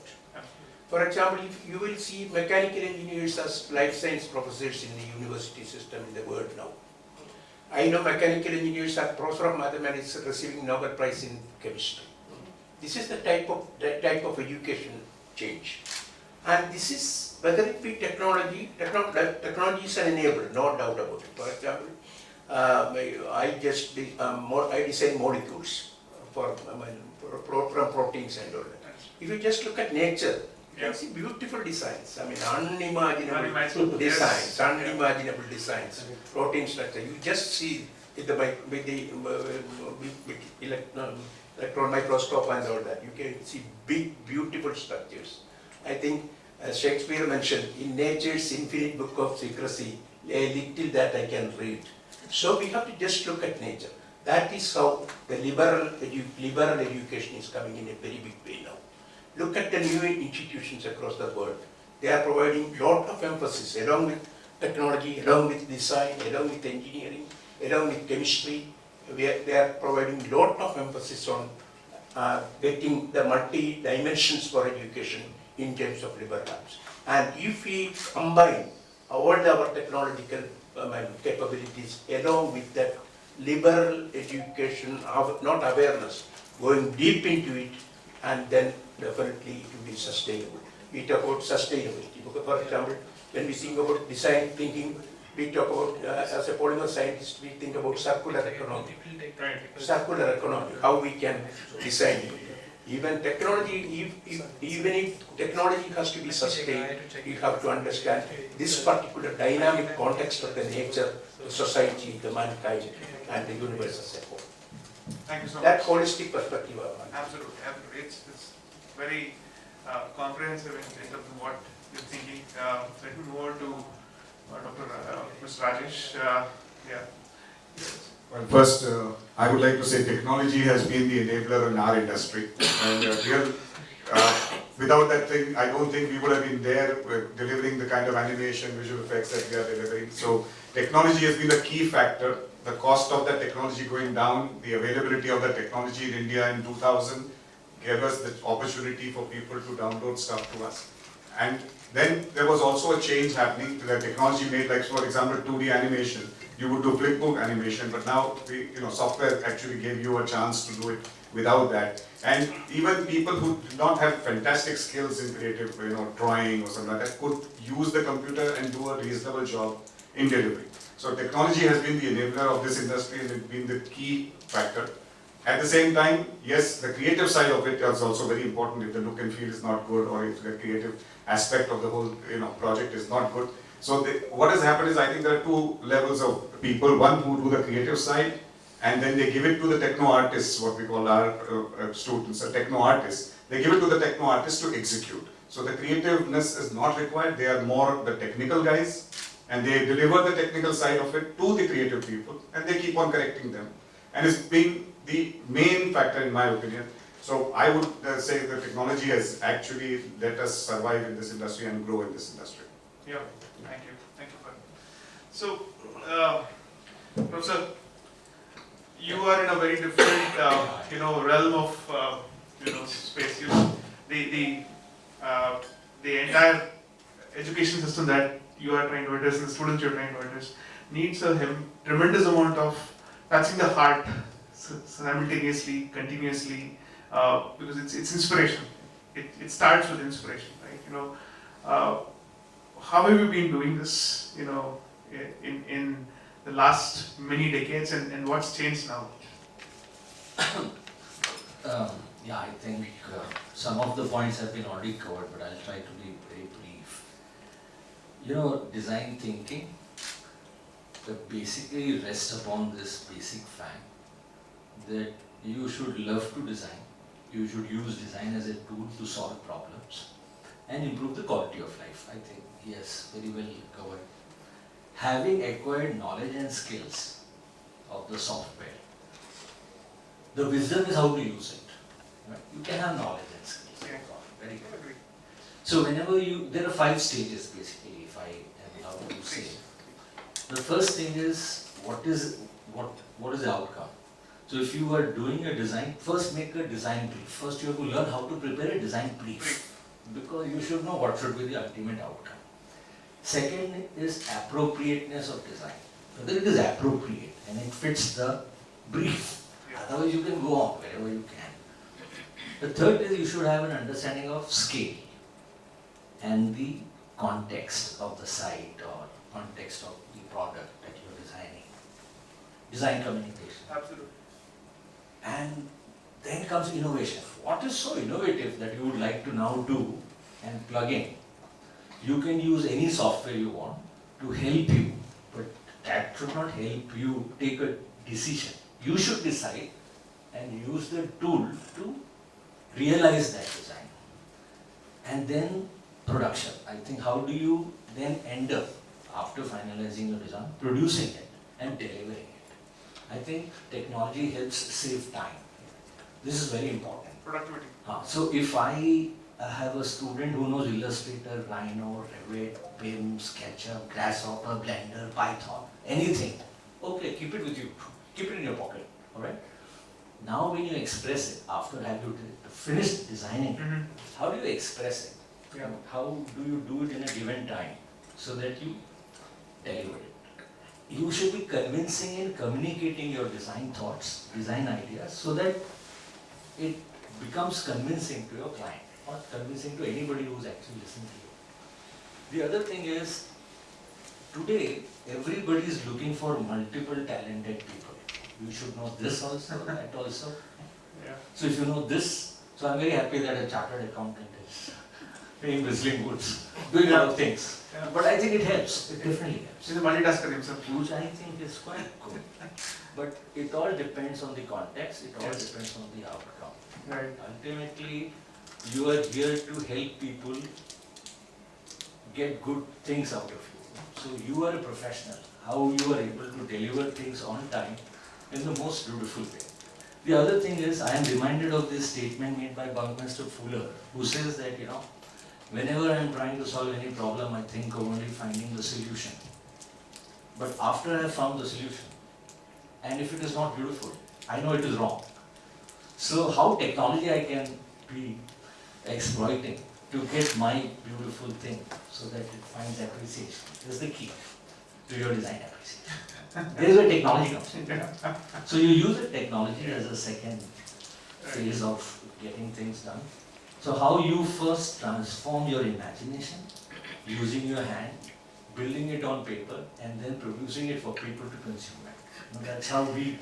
And we have different kinds of people. We have an architecture student who knows something about the art. He's sensitized towards art, painting, sculpture, he knows. So he also has an art program in Mumbai. Then he has to communicate design. So applied art is where, how do you present? Your presentation is the key. So it makes beautiful presentations. We always use a designer to help us communicate it in a better way. Ultimately it has to reach.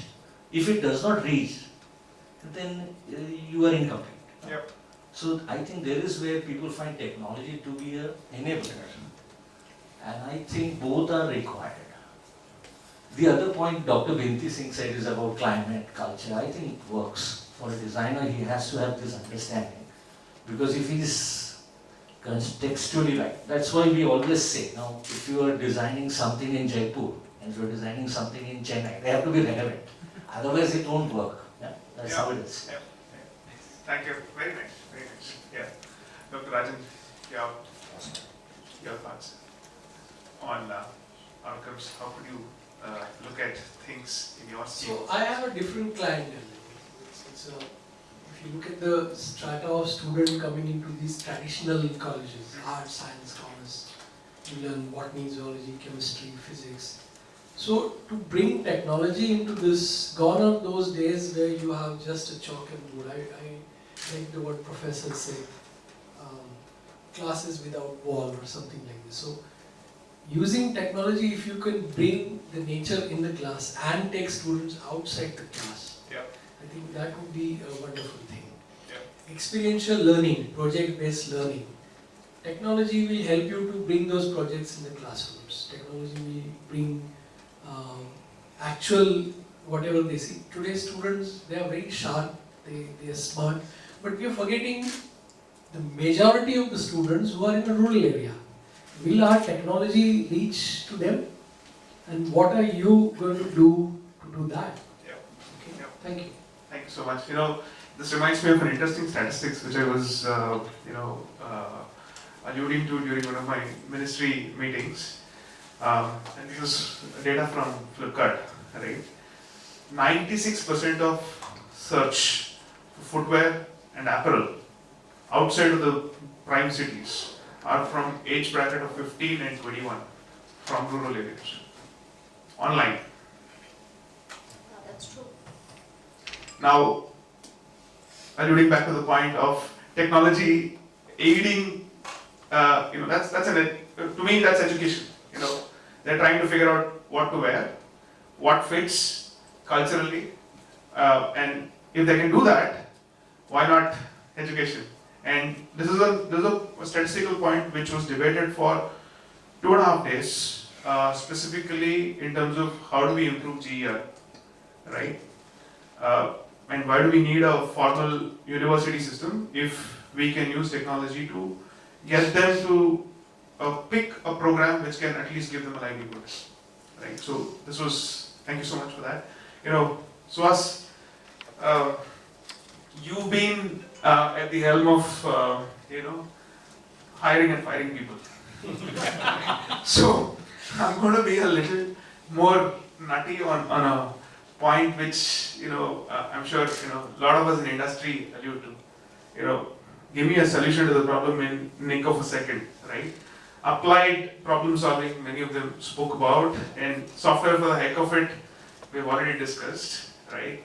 Now, the point I'd like to understand from you is, how do you bring about that part within the 3 or 4 years? But what are your thoughts? Are they really alluding to that pointer of bringing applied knowledge or applied teaching, or is it still in the primitive stage? And what do you think could be course corrections, if at all any? Okay. Hello. Hello. So we have been hiring from almost, I can say, for 11 years from fresh campus. Till then we were not hiring from campuses. But then the scale at which the demand started increasing for the design talent to meet the technology hunger to get digital, global, across vertical, across departments. Problem was that we wanted core problem solving skills with the creativity and empathy, which is anyways required as a baseline for problem solving, because it's for a user, right? So what we've seen is that applied learning would definitely mean you cannot do away from your core skills. It's a must. So if I say it's 4 years course or 5 years course, first 2 years don't even touch technology. No way, let them do handwork. Even if you're using technology to do the handworks, like you have Apple Pencil and iPad, Photoshop that is available on mobile or tablets, use it. But get that skill, putting your thoughts on paper or on digital media is good. Second is you need to be really important to defend your design. That's a major thing we are seeing. People are not able to justify why they have done certain things the way they have done. Because we have been, now problem what has happened is, earlier customers were not educated so much about why we are doing design the way we are doing it, why we have certain element, but now awareness of technology, awareness of measurability, because technology is actually one thing is here, they are able to measure every click, every second, millisecond spent on a screen by an individual, because analytics is something that is available behind the scene which gives inputs. It's become very difficult to know why. So we have been asked to justify every element. So if your people are able to defend the design, if they are not understanding the subject, they will never be able to do it. Secondly, whatever you are trying to deliver as an industry is not one-man army. Design is a component of the overall ecosystem. There are domain experts, there are, I can say, technology experts, there are designers, there are researchers, and there are business owners. And also other aspects of influencing the decision of a product being successful matters a lot. So if you say basic principles are core, applied thinking, applied learning is important, role play is also important. You cannot be always sitting in the chair and controlling the factor. No. Attempt to get two inputs, work on it, hand it to somebody else, get it reviewed, or circulate it. You have to play a different role. Sometimes a designer, sometimes a researcher, sometimes a brand expert, or sometimes a technology architects to connect the dots. So applied learning is important. It can be from any streams. I am hiring people from mechanical engineer or civil engineer, I don't care. If you are able to do problem solving, if you have an eye for aesthetics and what you say user experience, I can say experience part of it, it improves. So a lot of things is applied is important, technology is enabler. And technology is important for you to speed up the time, because what is happening, everybody wants everything to be cheapest cost. You can't go on and on and on. The more time you spend, the cost goes high. So technology is important, it has to be taught, and also teamwork is going to be important for people who are working together. People. We have to People have part of it. I agree, I couldn't agree more. Yeah. Very important. Thank you, Suhas. Ashish, my pointer to you is a little more academic, administrative in nature. We've heard about the key tenets of what has been specifically with respect to outcomes. But one of the key aspects of a successful institution to sustain and grow in changing and dynamic times, or the VUCA world, what are the key things you feel are relevant, from your experience, both as an entrepreneur, both as an academician, and also with the changing times in the industry? I think, to be relevant with the process of storytelling in our business is the most important thing. And I think we all said and done are in the business of storytelling, and we deal with emotions of people. Because if your story is not about impacting them emotionally, the story cannot be told, As of today, there's a whole lot of misconception that technology does everything.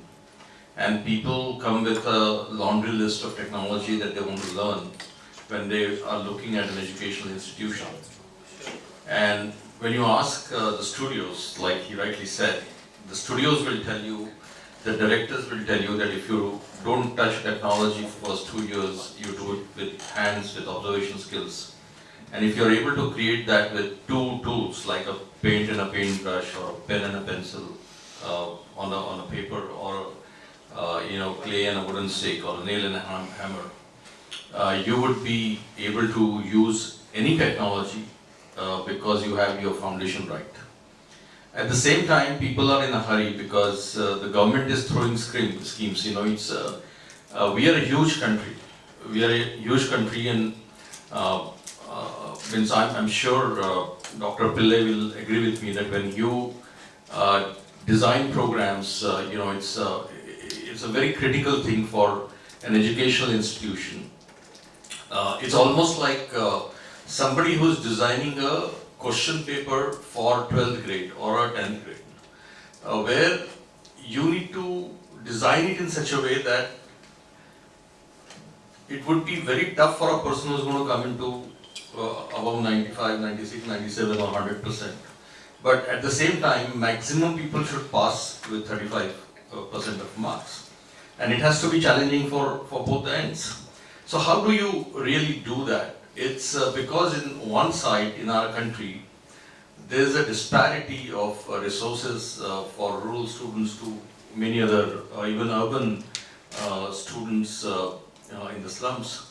Whereas there are certain people having wonderful access to the quality of infrastructure, technology and everything. You still need to have a parity, and you still need to bring the right kind of a person to the mainstream. And I would say, when I hire in my studio, I don't look at a person what he or she, where he or she has gone and studied. But if they can handle a basic creative delivery of hardcore creativity in terms of sculpting or painting or sketching in the right proportions, we can teach them tools in no time.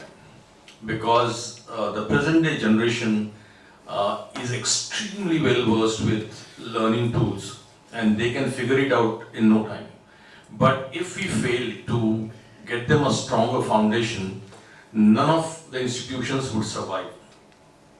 But having said that, it's not that you cannot be only depending on that, because in our business, the technology writes itself in its new form every 9 months, and it changes every 9 months, and you need to adopt to it. And how do you adopt to the whole thing is also needs to be taught, and I think that's where the challenge really lies. But at the core of the whole thing for any institution to survive is the foundation, because if a person doesn't do an MBBS and only does heart surgery, then the person is going to fail miserably. So they need to do an MBBS to understand the whole functioning of body, and then they can specialize into heart surgery or oncology or gynecology or pediatrician or whatever. In the same way, in the business of storytelling or consumer engagement, which is got an emotional thread and a cognitive thread to the whole thing, we need to see that while the final delivery is using the hardcore technology and the latest technology to make it more immersive for them, but at the core of the whole thing is ideation to script to screen in most of our deliveries. And that's why they need to understand the holistic part and the specialized part very, very clearly. And nothing, there's no shortcut to anything. So you might say, I'll run a STAR scheme or a PMKVY, and in 4 weeks you give me a guy who can join the industry to deliver something. In some industries you can do it. You can do it in plumbing maybe, you can do it in some bit of construction or somewhere, but you cannot do it in certain industries. And I think that's where my learning is, that whether institutions have to understand what is good for short term and what is good for long term. Where the foundation is really required, you have to take them through the foundation and then introduce them to the next step. Let's not jump the gun and put the cart before the horse. So I think, according to me, I think that understanding is very critical. The second important thing, according to me, Suprit, is the kids today, especially the millennial kids, they have a very different language. They don't speak the same language that you and me speak. They have a very different language. It's called as the Insta language or whatever. And the survey of ours in the Media and Entertainment Report says that the kid in the remotest part of India would like to see the same ad and would like to have a same experience that an urban kid would like to have. At the same time, they would like to have it in their mother tongue, and I think that's possible with technology today. So I think there is a level playing field for them as well, and I think that's where we need to understand that when we create, an ecosystem for education, especially in the place of creativity and design and performing arts, which was completely forgotten along with sports in 1956 education system, and which is trying to be brought in today. Like if you had to do engineering, the PCM was important, like you had to do medical PCB was important.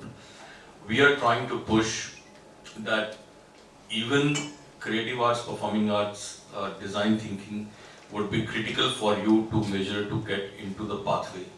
And even if you do 3-year diploma program after 10th grade in foundation, you can directly join the industry or you can join into the lateral entry of 2nd year and take it forward. So in terms of an institution, they will have to be very prepared. The teachers and the faculty will also have to be very, very sensitive to what the technology is exposing these kids today.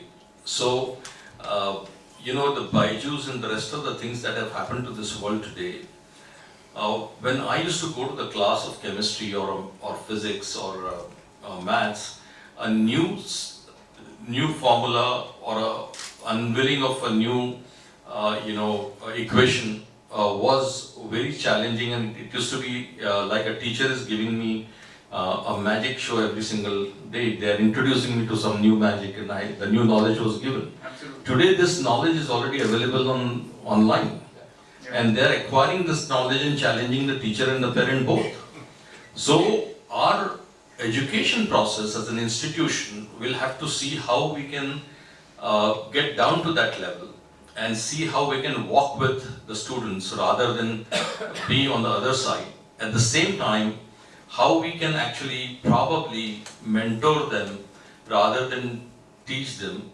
And thirdly, how can actually we teach them what is an aspect of physical socialization, how take them to the jungle, take them to look at the animals, take them to look at the right interactivity and the group project, as he said, because most of the people who come to the studio come with a different attitude, and they're not just used to working in the group, and I think that's something that we need to teach them: the people skills, the complete life skills, and even the language skills to a great extent, and more. In our business, the cognitive science and also the emotional intelligence part of it, because that's the core of our business. And if that fundamental is not clear, they will not go too far, they will get dropped out from the project, and that's where the frustration will start coming in. But if their foundation is strong, they'll adapt to the technology at any point in time in their lives. Thank you, Ashish, for elaborating on this point, and I think I completely allude to the fact that design and applied arts needs to be a fabric of the overall education system, and I'm seeing some of them now flowing into the K-12 spaces. So as part of my role, I manage the K-12 school education system, and it's surprising to see that the governments now, the state governments, particularly the school education ministry, have also started bringing in a model of class 10th, 11th and 12th based on design education standalone, without any of the traditional subjects being in place. With that, let me move on to Abir. Abir, my question is more on a slightly different model. You've been in the vocational education space for a long time, and today's youth is all about to cease to believe, right? Unless and until they do a video and see how they perform, they need to rate themselves. They need to be rated by people around them. They need to be rated by people whom they feel are one notch up, and so on and so forth, right? Now, it applies to both their professional and personal life, right? So the pointer that I'm trying to arrive at and get some views from your end is largely towards what in your opinion is experiential learning for the kids of this genre, in terms of what do they aspire in terms of education, and how do they believe experiential wave is kicking them? Yeah, thanks Udit for the question. I'll probably take a step back to come to what you have mentioned. What I believe as a teacher, that every student who gets into this creative arena for a profession need to have a six-edge advantage. Six-edge advantage is what I mean. So obviously technical skills, everybody has spoken about the importance of that. Their industry readiness, because acceptability of the industry is equally important. Creativity, I think all of us have been speaking about how important, even Ashish mentioned about that. Teamwork, deadline, resilience, and obviously the overall package, that's a personality what we see. So I think every student needs to have this six-edge advantage. For any employer, any prospective employer would always try to have the best. Everybody have said that, he wants that, he wants that, he wants that. So it's a six-edge advantage. If a person is sitting across, we will take it, right? Now, coming back to what you said, that what a student these days wants, they want things to be quick, right? They gone are those days when, our time where we used to dig up the hellfire to find out what is there. There are no other resources, no internet, nothing, right?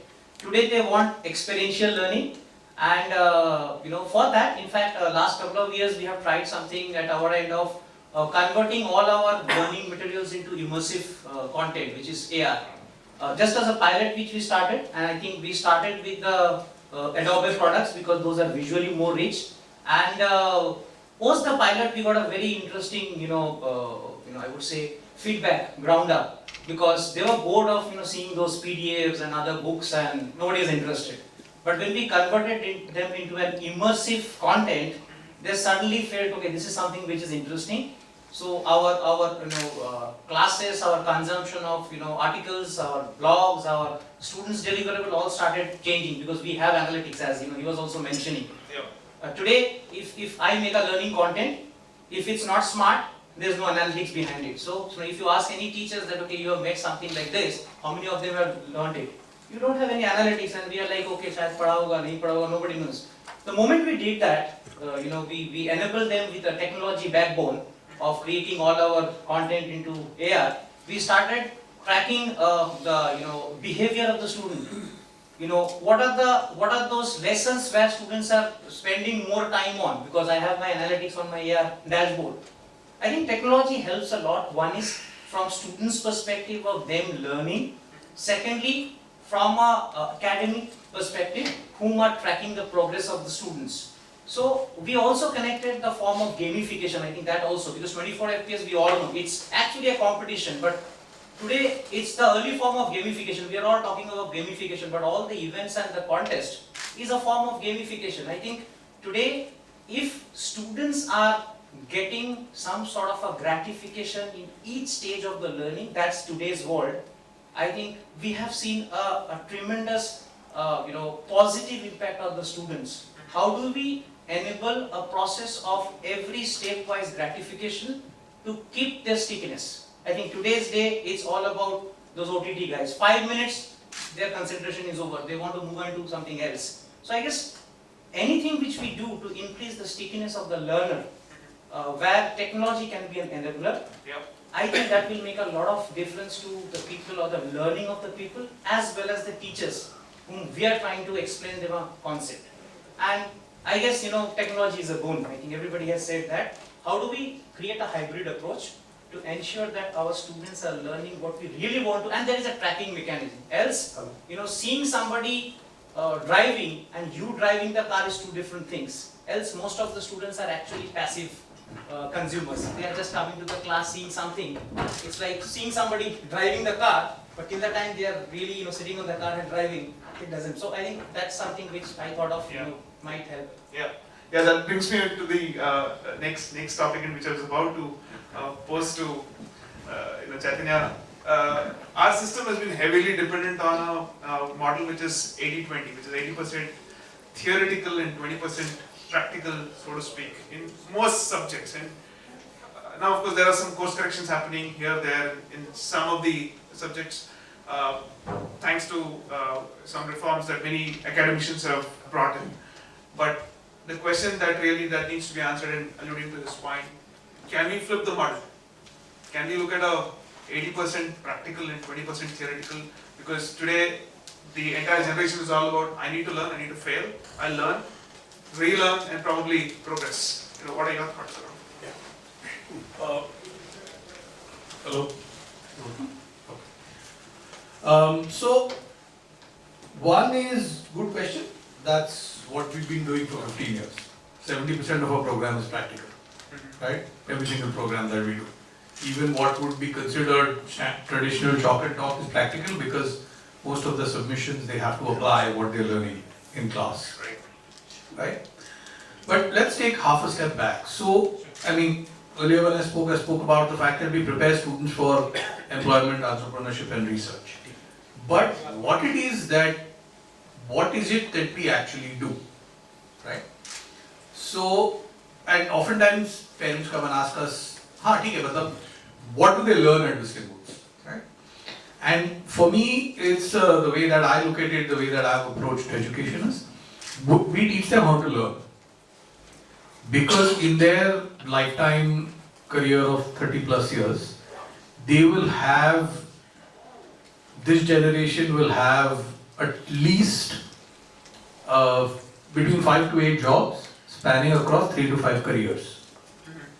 So essentially we are preparing students for industries that do not exist, to use technologies that haven't been invented to solve problems that are not yet known. Right? That's what we're supposed to do. So we're supposed to teach them how to learn. Once we teach them how to learn, then it's relatively easy. So in a way, an academic's job is to make our own job irrelevant tomorrow.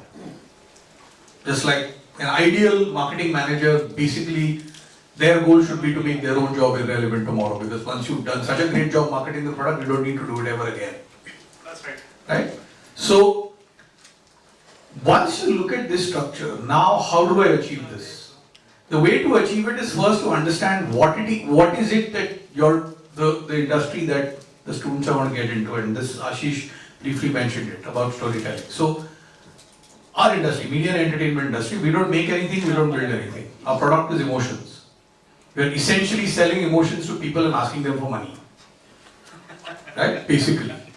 So how do you prepare somebody to do that the best? And what role are they playing in that big ass ecosystem? Like he mentioned, one person cannot make a film. One person cannot do anything. Right? There's one cog in the wheel. Right. So when they're doing that cog in the wheel, how do we make sure that they're able to do what they're supposed to do, and how they're able to interact with everybody else?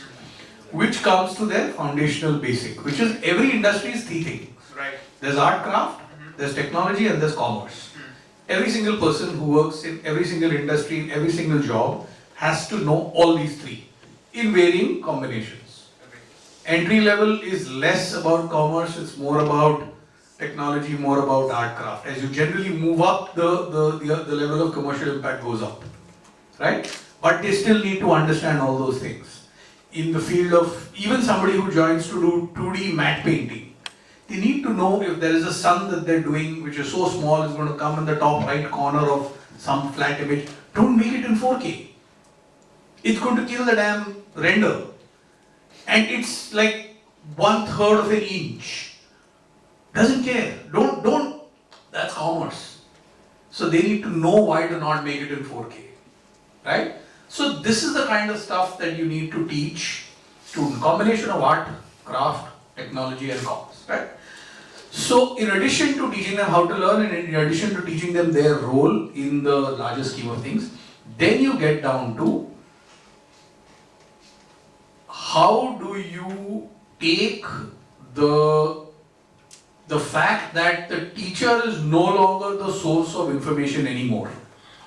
Google Page 21. Flipped classroom, right? How do you, the teacher is not the source of information anymore. Once upon a time, he or she was, right? Now the teacher is actually should be a source of analysis, mentorship, correction, if you want to use that kind of word. Where they've taken all that, they've grasped it, and they have formed an opinion based on it, so that the teacher needs to tell them maybe this is the way, another way to look at it, so on and so forth, right? So how do you take that, which is the flipped classroom thing, right? So we've been doing that again for a long time. Students are told this is the chapter that we're going to talk about today. Please read it, please watch all videos about it that you want, and then we will talk about compression of time and space. It's a concept in editing. Right. We'll go and tell them that these are 6 films and these are scenes from these films that have applied it. Please go watch them. And then talk about it in class. So we're not wasting time playing the damn thing for 15 people to see it in class. It's just a waste of time.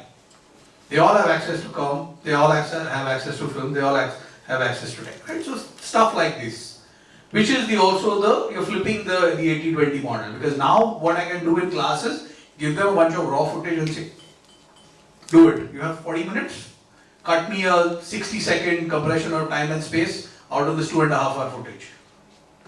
Right? So that's the way. So now what you have done is you have applied technology and instructional design concepts, right? Now instructional design, which is basically the core of teaching, one of the kind of core tenets of teaching in addition to inspiration, is also design, right? So AVGC, Animation, Visual Effect, Gaming and Comics, Ashish and me are on the task force.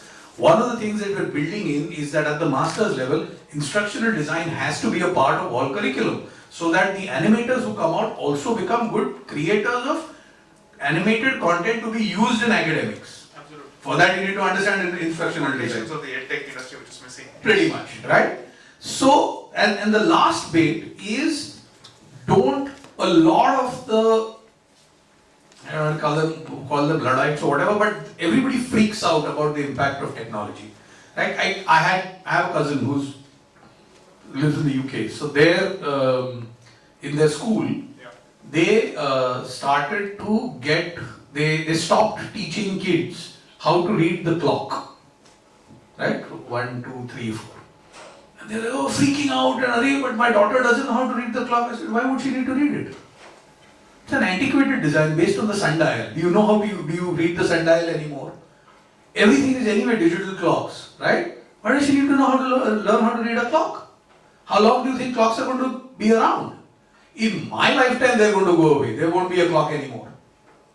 Big deal, right? Tomorrow, बैलगाड़ी चलाना सिखाओ उसको फिर, right? बैलों को कैसे हाँकते हैं? Teach her how to do that. So people freak out. They don't understand how to accept technology, and so you have to kind of be able to take a step back, take it from a universal angle, look at it from a cognitive science angle, look at it from a industry perspective, look at it from an academic perspective. Photography, right? While it's greatly improved, the producer is very happy because there's nothing like a missed shot anymore on a film, right? Okay, magic mode mein shot miss ho gaya. But the cinematographer is just got a finger on the camera now. Neutral filter, neutral everything, fix it in post. There is a LUT table, applied, हो गया lighting, हो गया color gamut, हो गया सब application. वो record पे उंगली दबाता है और chill करता है. So is that a good thing or a bad thing? So a lot of old school people freak out. They don't know how framing, composition, how to catch the light, this, that, and all. I said, but VFX में हो जाएगा ना. So it's all a matter of perspective. It's all a matter of where you're coming from, right? So that's the kind of crux of how technology interacts with everything that we do. Yeah. Thanks, Stephanie. So with that, Professor, I have a slightly different topic that I wanted to bring out. Specifically with respect to curriculum alignment, creative curriculum alignment to applied outcomes. Right? आप शायद मन की बात जानते हैं. I was also about to talk on that. Practical examples, by giving practical examples. So Chaitanya ji, if I'm not wrong, I think Shah Rukh Khan has started VFX around 15-20 years back. Long time. Okay. So from academics point of view, as a stakeholder, what should be the outcome? So there are a few apex bodies, AICT, All India Council for Technical Education. In 1994, they had introduced NBA, National Board of Accreditation, and they have set some sort of system. For example, suppose there is my institute, vision and mission should be defined, Next is program curriculum and teaching learning process should be very well defined. Then course outcomes and program outcomes. After that, students' performance, faculty information and contribution, facilities and technical support and all. So around some 900 marks are there, 600 marks should be there.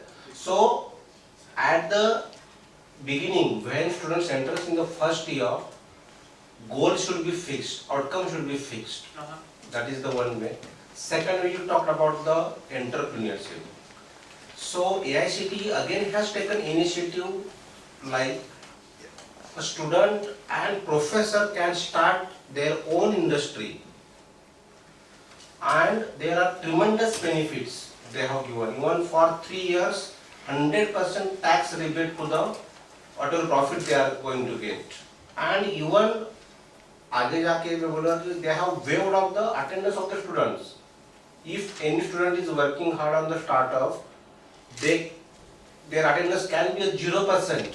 This much initiative they have taken.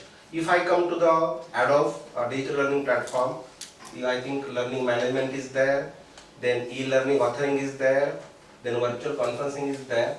But sorry to say, that much publicity or that much this thing has not reached to the institutes yet. So that should be done. And another point is that whenever parents comes to me as a principal, as a director, their first question is that after completion of degree, how much will be the package? Yeah, kitna earn karega? What is your package of, what is highest package of your college? That is the thing. So almost all are here are the academicians. So these all factors if we combine together. So let me just double click on that. So what do you think should be the answer under the current circumstances? You know, for which question? For the question of package. I will come to that point. So I have a different perspective. That's why I'm sharing. No. I will come to that point. Yes. See, so here we will guarantee placement. Yeah. So to which I said it says educational institution, not placement agency. I will come to that point also. See, ये हाथ है, इसकी पांचों उंगलियां एक जैसी नहीं है. Package depend upon n number of factors. First thing is that student, its IQ level, its sincerity. Second thing is that how much deep networking your institute has. So we have examples of institutes who are having 44 lakhs of package. And as you said, 20-80-80-20, theory and practicals and all. So few of the autonomous institutes have adopted that. I think sir I also might have adopted that. And I will not take name of the institutes. Since last 4 years they have adopted that, and outcome is there. One of the student is going to San Francisco, Silicon Valley for MS, and that is my son. That is the example. So my journey started from a village where I were not having a means पहले जूता नहीं था. वहाँ से मैं आया हूँ यहाँ पे. My son is going to San Francisco, and that credit goes to the team of the whatever that college, XYZ college. So same thing I am trying to implement over here. So if you come to the package point of sort of this thing, so role of the teacher is really important. Along with that, role of the student is also very important. Along with that, role of the parent is also very important. Because it is observed that so many students, they pretend like they are going to the college, but they don't reach to the college. So in at least my institute, what I have done, as good as just like school, parent-teacher meeting. Of course, everyone might be taking that parent-teacher meeting. Then informing them if attendance is less and all. So many initiatives we have taken. Even we have got the grant of the AICTE of around 9 lakhs rupees and all for some activities and all. So these are the factors. So it is, there are some, yeah. Thank you for that. So I have a story to share. It was one of the most recent interviews that I was taking for a role, experienced role within my business line. And apparently the candidate was a young professional. Usually Adobe hires greater than 10 years experience for mid and semi-mid roles. The first question from this ambitious youngster was, I don't work for anything less than XYZ CDC. That was the first opening statement to me, even before one could introduce and say, hello, good evening, how are you doing? So I said, okay, interesting. That was a fast move, right? So, so what is it that I need to take away, from you, that the 3 USPs? I'm present, I'm here for you. That was the answer. I said, okay, now it's getting interesting. Millennials. Yeah, millennials. Right. The next question, even before I could respond, was that Basically, we can never retire because these people aren't going to be leaders ever. Like wheelchair, crutches, काम पे जाना पड़ेगा. So the next pointer was, with respect to 9 years, 8 companies. That's a star, with 2 exclamation. That was a selling point. I was like, 9 years, 8 companies. I mean, उतना तो मैं अपना पहला job, दूसरे job में भी combined I've not spent that kind of. Okay, so nevertheless I was patient. I was listening across. So over the course of conversation of 15 minutes, and one of the things that we always try to assess is the failure factor, right? And failure factor is directly proportional to the depth of experience, which is also got to the point of resilience, right? And I said, your ability to succeed has got everything to do with the resilience, and your resilience quotient is inversely proportional to your CTC. Now you prove me this equation, then I'll give you what you're asking for. He just walked out. He said, sorry, I don't have it. You are right. It's an enlightenment for me. Maybe you're not the kind of startup I want to work for. I said, Adobe and startup. So this happened for 25 minutes. And it was a learning. Patience, man. 25 minutes. So the point is, I don't know what those it's definitely a journey, and one of the things that I'm trying to bring to the table is, not all 5 fingers are the same size and shape, but it's important, whether I'm in industry or in academia, to make them realize what is their SWOT. Unless and until they realize that, they will not know what to learn, what they've gained as an area. And coming to the point of CTC, this is a common topic that we encounter not just from students, but also from academic administrators. Ki mera bacche ka thankwa kitna hoga if I sign up on Adobe COE, Center of Excellence. Not from 1. Out of 10 calls that my team does, 8 calls are in that direction. I am surprised and zapped at the way administrators actually view collaborations also. Right? So this is the paradigm shift that we are trying to bring in, and making them understand that if you do not have a vision and there's no vision match, please do not get into it. Don't walk into it blind. Right? There's not a buy one get two free offer. Right? Yeah, thank you so much. One of the answers that I give, that if you look at our industry, the very nature of our industry is that when you are making a feature film or an ad film or a television film or episodic or even OTT, the unit comes together. The director, producer, cinematographer, actors, they all come with their skills, they become a unit to deliver that project, and then they are again on their own. So I tell the institutions that if you're getting a creative student relevant for our industry, you need to teach them entrepreneurship, presentations, as Rajivji said, that they should be able to be relevant in presenting their skills to the next director that they want to work with. And it's a freelance for most of the people. So they need to be relevant with their skills and should be able to project their relevance for that particular project, so that they are hired for that project and then they are again on their own. So the very question of whether you will be able to give a job can be answered in a very different way for our industry. And that doesn't fit into many parameters for many other industries. Long before the concept of gig economy became popular, our industry is built on the gig concept of absolutely gig economy. Yeah. and for 180 years or something like that.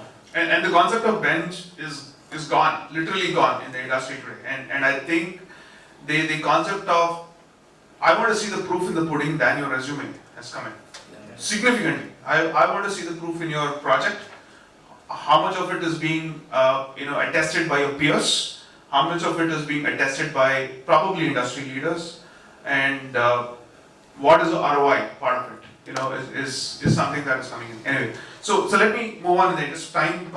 Let me welcome Professor Mishra. Why don't you introduce yourself quickly and share your perspectives here? Thank you so much. I'm sorry for, my apologies for being delayed so much. I missed, I think, such eminent people. You must have had amazing conversations so far.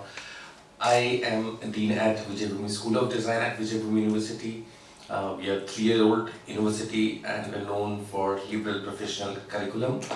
And we actually revisited the entire idea of education, and I had the pleasure of being the founding dean, and we call ourselves India's first liberal professional university. Why this professional? Liberal university is okay. Why this professional is something that is related to what we are discussing right now.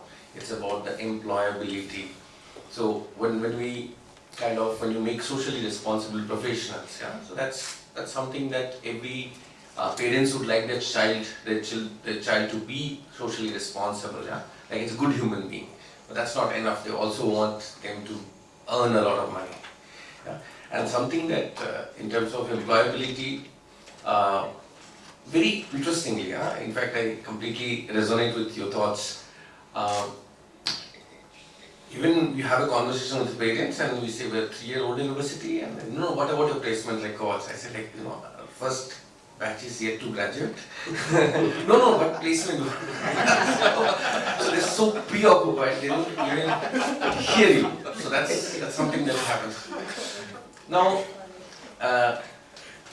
how do you make a student continuously employable? Now, that's a big question to all educators around the world today. They get educated for 3 years, 4 years, right? 5 years maximum.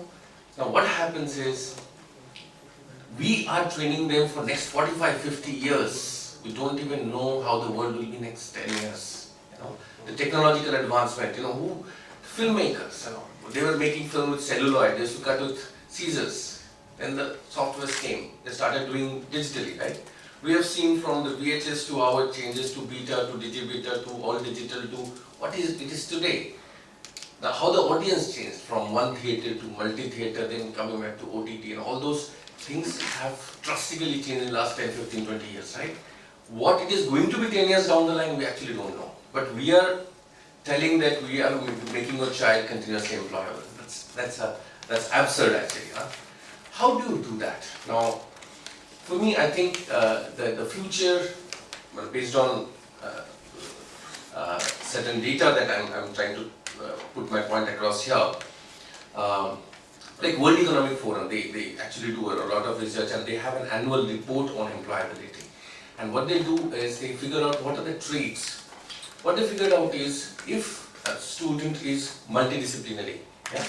So if they're trained in multidiscipline and they have dealt with uncertainties, the chances of being successful and being employable for a longer duration is much more, okay? I think the time is short. I'll just kind of close it on that note. If there's another chance, I'll add to that. And so basically what we are trying to do at Vijayabhumi is we're trying to do multidisciplinary thing. A student makes their own curriculum. They can join a program, they can graduate in some other program. That's something very interesting. I would love to talk about it when we meet at the later part of the evening. Yeah? Thank you so much. Thank you so much. Moving on to you, Professor, you mentioned about utility of software during your days as a student. So now, what do you think are the effective strategies, right, to embrace creativity? I know many ideas have come up, but I thought, what are your thoughts in multidimensional approach that you could bring it to the table? Right, I think we have to prepare them for a stage basically, and then everyone kind of finds his or her own kind of niche where he or she can fit in. So that is the role of a teacher or a mentor. Basically, role of a teacher, even we can move ahead and say we are mentors now, and as we have been discussing. So this is the content. So again, to engage them for certain amount of time, it is very important to engage them and then let them choose what they want. So basically for me, the role of we are from teachers to now mentors, and let them figure out with their experiences where they can fit in. Yeah, thank you. So you spoke about few areas which were very interesting, from teaching at some of the premier institutions to teaching professional education to also coaching and skilling students at the grassroots level as well. How do you modulate different teaching methodologies, particularly for mass scale? Because today, collectively, 1,000 universities, 1,000 odd universities, 44,000 institutions. I don't think we are even scratching the surface with respect to the total population, young population as an area. Any thoughts around it? Yeah, one is I think making the students engage with the community. So 4 years back we joined the University Department of Lifelong Learning and Education to engage our students of architecture with the community. And they, apart from the curriculum that they were following, they went and worked in the community. So basically this comes to the employability. Now tomorrow they may not, in the uncertain times, they may not get projects, or if they come from a background where they don't have any, so to say, contacts. So basically how to create and generate projects and needs in the community. So once they mix in the community, see the real needs and across the spectrum, right from pauper to prince. So that's the kind of experience if a student has. What are the various strata of community have different needs, and what can I bring to that table? So basically here comes the real distinct test of the education, is that the student will know what can I bring to the table such that somebody will need me. So I think that finding the need and finding a position for oneself to fulfill that need, I think could be the key. And although we are in the school without walls, although we are in a rural setup, our students, or we call them, they are part of the design. So basically they are very well versed with the technology, and they are using technology, social media to get projects, and that's how they are sustainable. We don't take any donations. So the students are generating their own sustainability, although it's a small group, but they are self-sufficient, and that has generated huge self-respect. And they are working on unthought of projects, unthought of products, and some of them are serendipity.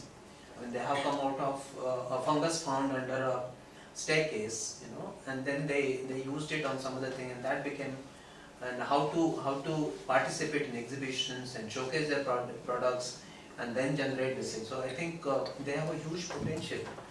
I mean in unthought of areas. So similarly, in fact I would say the underprivileged and the rural students or rural children have a huge potential, and they are getting there. So because they have a fire in the belly. And on the contrary, the students in the urban setup, all coming from well-to-do families, to some extent they are not in touch with the community, or they are in touch with the community of a particular background. So they don't have a universal kind of a sustainability or reach. So when you are addressing clients of multiple strata, one needs to know what are the requirements of various strata, and how does one experience. So I think mixing with the community, working with them, and then finding a position for oneself can generate that employability and sustainability for the students. And I think today what has happened is education is looked at as an investment, because of the rising cost of education. So parents are asking this question because education is investment for them. So they are looking at the ROI. So I think then the institutions will be asked that question, what is the ROI? I think we need to work other way around perhaps. Thank you. Thank you. Yeah. We have, so Professor, a pointer specifically on, we've spoken about digital skilling, and I think a lot of us have deliberated about it. Now, application of some of the new age digital skills, like, application in metaverse part, and specifically you come from a space of architecture and urbanization part of it, right? How do you prepare, a student for both the worlds? Because, it's also about look and feel and touch, especially in the architecture world, right? And also with respect to bringing them into the metaverse world. What we are doing at KRVIA, we are striving for a multidisciplinary approach, and that is why a person like me, who is a social scientist, is now Dean of Research. Because they have given me that space, because I bring to the table some other things which perhaps the design experts have it, may not have it, whatever. So we are constantly speaking with people of different languages, from different vantage points and perspectives. So that is how. And as far as, there are two ways of looking at it. If you're asking the right questions, exposing the students to the knowledge systems from various global perspectives and bringing it to the table. It's not. Yeah, I agree with him that we don't waste time. We give it to them, they do their homework, and then we come and discuss. So it's more of an interactive and things like that. And so that is the knowledge part that we are trying to give. The skill part is something that they are able to do themselves. So because as we have realized that teachers have become more like mentors, and that's what he was saying, that we just discuss, we debate, and we deliberate on certain questions. So if we ask the right questions, then the students themselves can come up with, their own tools. So the tools or the skills is not that important. I think I'll agree with him more on the fact that are we asking the right questions. And that is what we are trying to give our students from various disciplines at KRVIA. Just to add to that about the metaverse, she spoke about asking the right questions. So, question I often ask is what started first? Our journey towards OTT content platforms or our journey towards the metaverse? Right? Standard thinking would say that OTT. Internet, जब से internet शुरू हुआ, our journey to it's actually not right. Because what is the metaverse? It's essentially what we've been doing for 60 years. Almost every single technological step that's been taken in making content more immersive has essentially led us to that. Whether it's larger display, digital projection, better quality sound, surround sound, Atmos, 3D, stereoscopic content creation, those stupid chairs that move when the dinosaur jumps around, all that has led to the immersive, which is basically drawing the viewer into the world, which is what the metaverse is. So when you kind of are able to take half a step back and look at it in perspective, then you understand how this journey has been going on, right? And it's literally, you can see it in the minds of the students. The penny drops, and now they know how to approach the metaverse. It's the fourth content consumption platform. Cinema, television, OTT, immersive. Right? Within the immersive, obviously, there's lots of other things. So you use it for functional things like shopping and social experiences. You use it for entertaining things, cinematic VR, watching concerts. You could watch the Olympics in VR, I did. You could watch fiction content. You can do temple darshan, all that.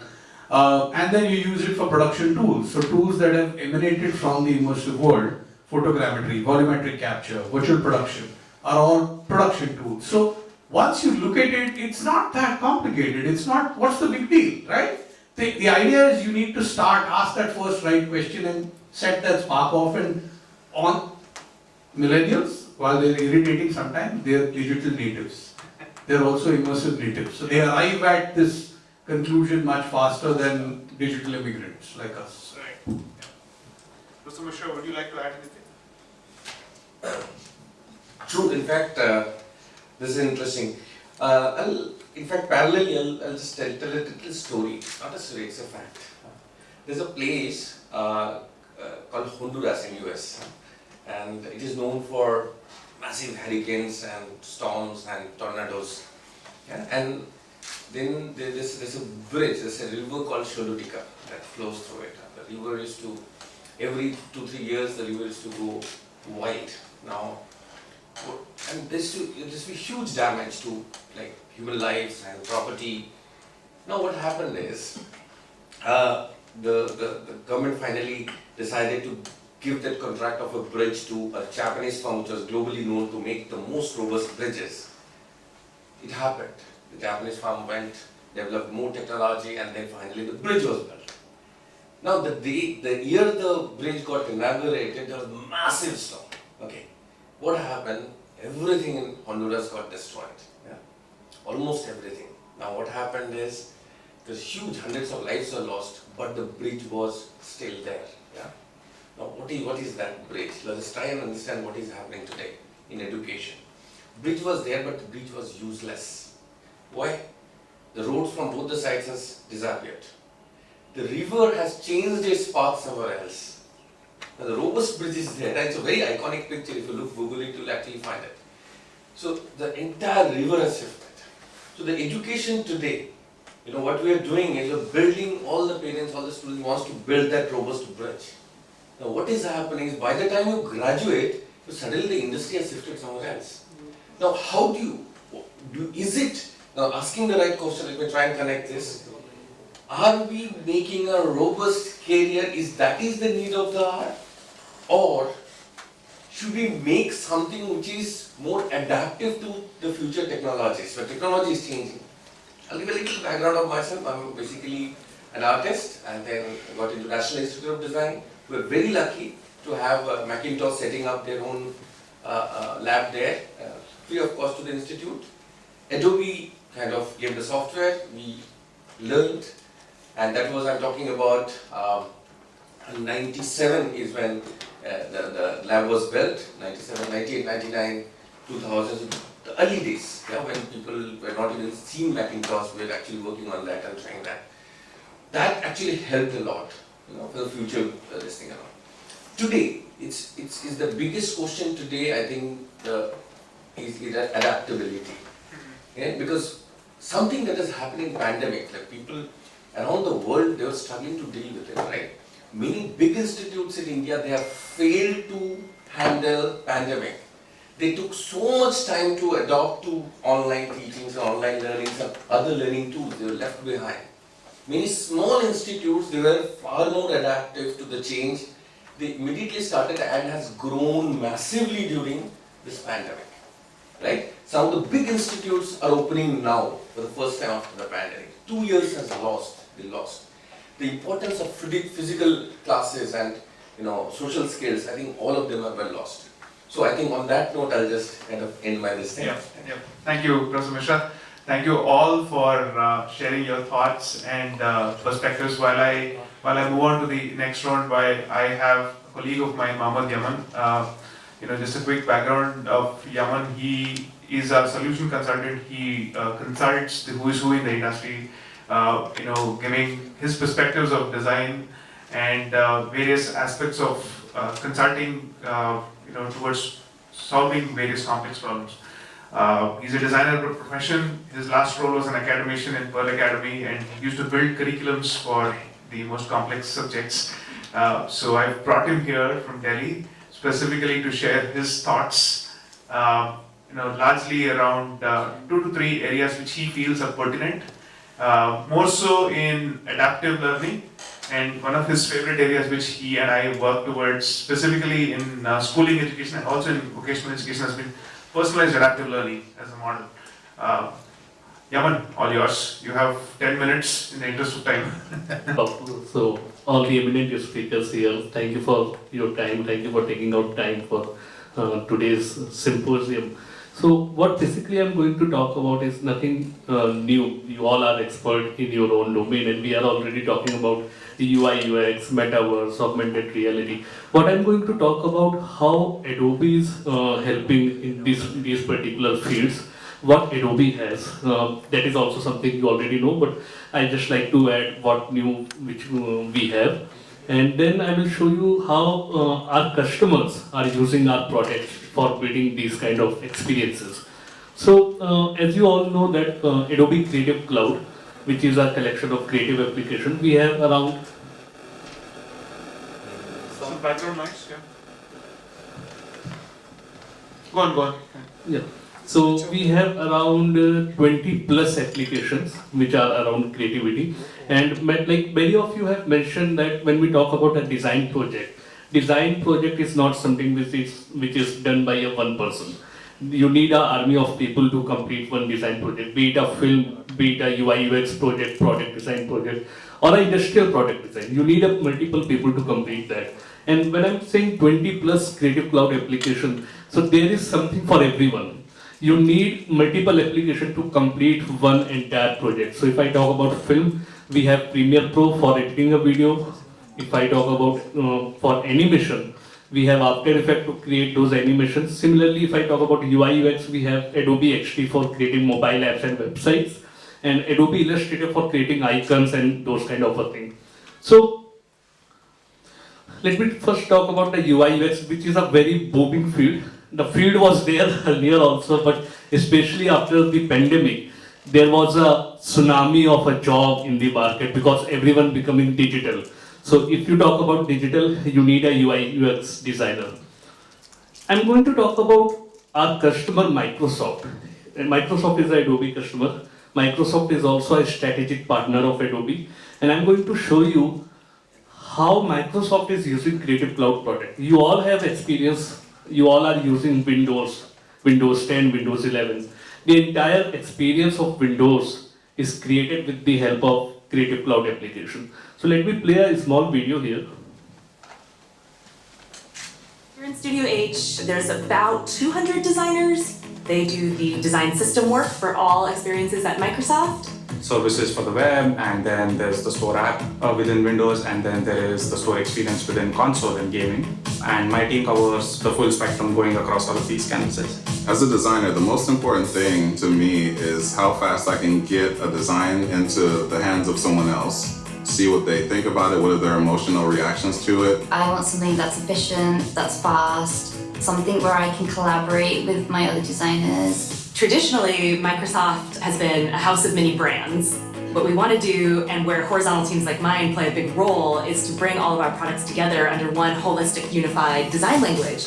I had been following the development of XD for quite a while actually, and I was one of the people who was kind of eagerly waiting on the sidelines, waiting for XD to show up. I went to Adobe Max last year, and I made sure to go to one of the presentations about Adobe XD just because my team had started using it so much and it was proving to be such an amazing design tool. As we started working across more design teams and needed to share files more broadly across Microsoft, XD became the tool of choice to be able to do that. Being able to bring content from XD to After Effects is really exciting to me. I'm pretty excited about plugin actually. Each person has a different need, and with plugin they can actually get that need satisfied pretty quickly. Well, I love the prototyping part of it. I like how design and prototype sit side by side. A prototype is worth 1,000 static screens. The quicker we can showcase the reality of what that feels like, the better we can understand and validate our designs. Right now we're working on the future of Windows. We're using XD to compile our designs and then collaborate with everybody across Microsoft. XD is really that great bridge between all the different Adobe programs that we need. I love every bit of XD. The design workflow is super smooth, and just the velocity at which I see new features come in every day it's just amazing. I'd like to just add a pointer to this. This is the first product which was actually built on a job role and a learning outcome. The job role is experience designer. The product is experience design, and the skill is also experience design. So we kind of got it right in, this was, I think, the fastest product brought into the market, and in the last 24 or 28 months, we have received at least calls from 170 engineering colleges to look at UI UX as a subject line to be brought into engineering subjects, which is one of the, this is in India, I'm not talking about abroad. Abroad is, of course, it's in huge numbers, about 25,000 plus universities working in that space. So Over. Yeah, absolutely, Suprit, what you said. So, as you saw, Microsoft is using not only Adobe XD. If you have heard, they also said Adobe After Effects. So they use multiple applications to create the entire experience of Windows, and they are working on something future of Windows, which you will see what you will after Windows 11. And what I got from reading their blogs, that the next Windows may not be called Windows 12. It will be something different, and the company is using creative application to explore and iterate and try to create a completely a new kind of experience. Now, there is a demand. Any company who want to create a better experience for their customers, they need a UI UX designer, and some of job roles are UI designer, UX designer, product designer, digital product designer, basically, UX strategist. So all these roles are there. In fact, these are only few roles which I have put it up here. It's an exhausted list of roles which are available in the market. If I talk about industry, any industry who is dealing with the customer, who has some kind of interaction with the customer, they need an experienced designer to create that experience, a delightful experience for the customer. And that's why when Supri said many engineering college are also running a small program, 6 months program, 7 months program on UI UX, so that their engineering student, if going out, they are not only just code the application, but they should also know how to create a better experience from those applications.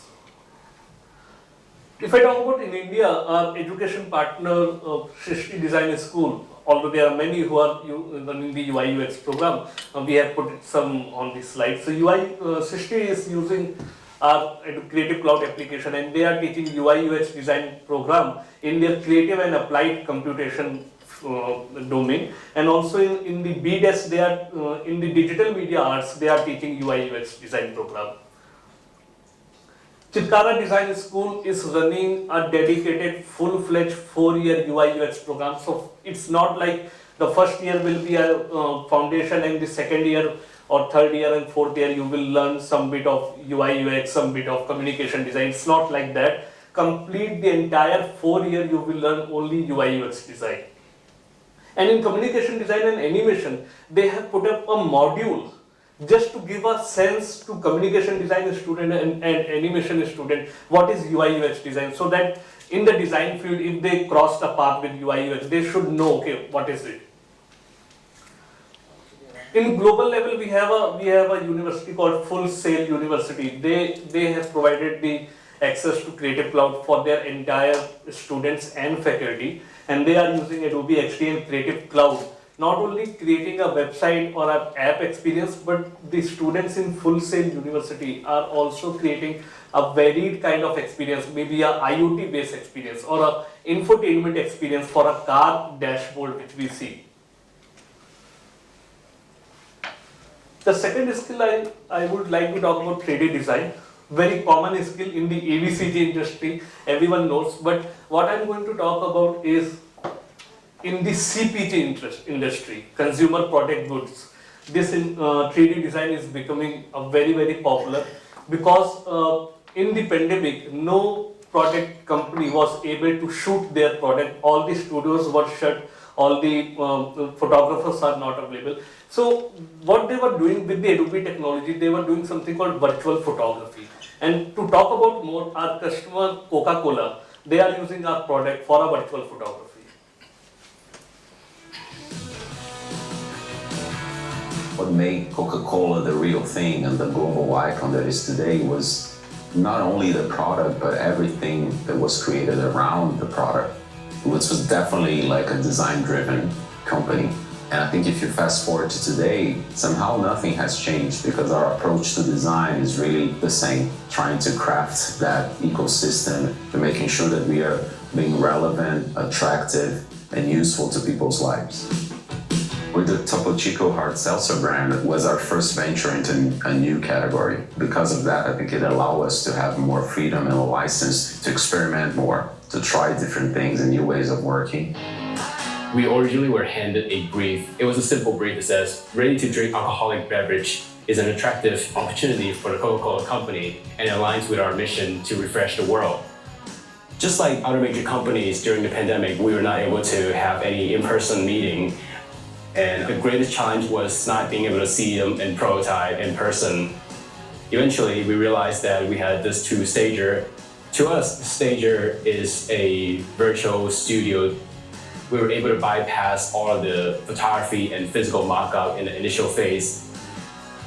The fast pace of addressing needs in a timely manner, I think that's the biggest effort that we have as a company. The ways of using 3D tools to visualize the product in a fast way, I think that was definitely like a big element of success in this process. A key component to this would be the Adobe Stock, which has a huge library of 3D models that we could take advantage of. At the same time, we were able to utilize the Adobe Sensei Smart Search to upload an example of what we're looking for, and in return, it produces imagery that fits our need. With Stager, we were able to create photorealistic imagery in a matter of hours. The quality of renders is on par with what we would get from a traditional photo shoot or product photography. What that means is that we can easily save up to a few $100,000s. Virtual photography is becoming very, very popular in the industry. Not only CPG industry, the entire e-commerce industry is using this, and there is a huge demand for our 3D designers who can create these kind of photorealistic output.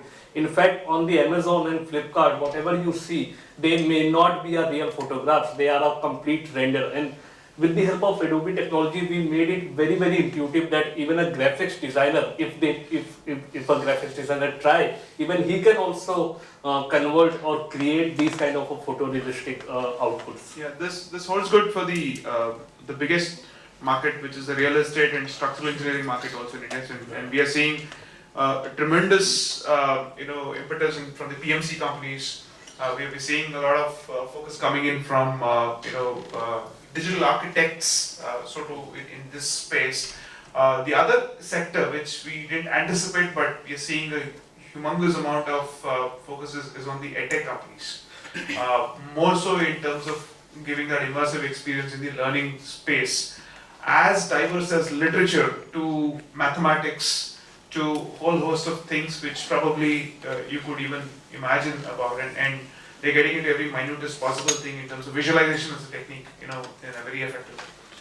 Yeah, just to add, last week only we had Amazon taking 62 students for this sort of work for us last week. 62 people from the campus, only for this. Yeah, so Amazon has been hounding us for hordes of students. They have a batch size of 500 every week as a requirement. I have a small story on Amazon also up in next slide. So Amazon is one of our biggest customers who is using our 3D products.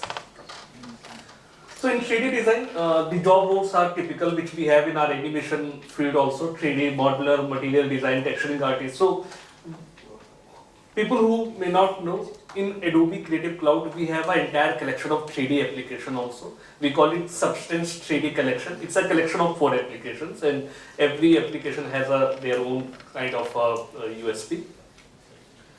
When I'm talking about industry, even though I showed the example of a CPG, we have a customer from pharma and medical also. They are also using the same concept of virtual photography to capture their bottles or some medicine and things like that to create and put it on their websites or on maybe on the social media.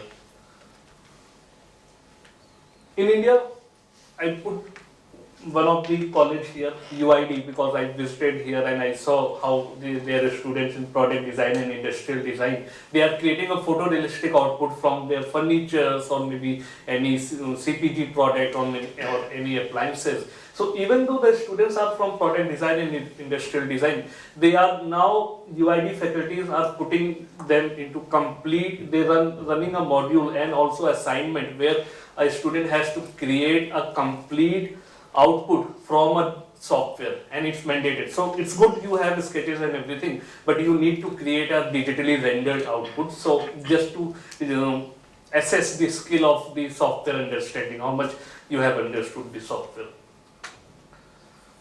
Globally, Indiana University, they have told all their students that whatever thought you have, whatever idea you have, you express it in whatever medium you want. You want to create a movie on your idea. You want to create an animation, create an animation.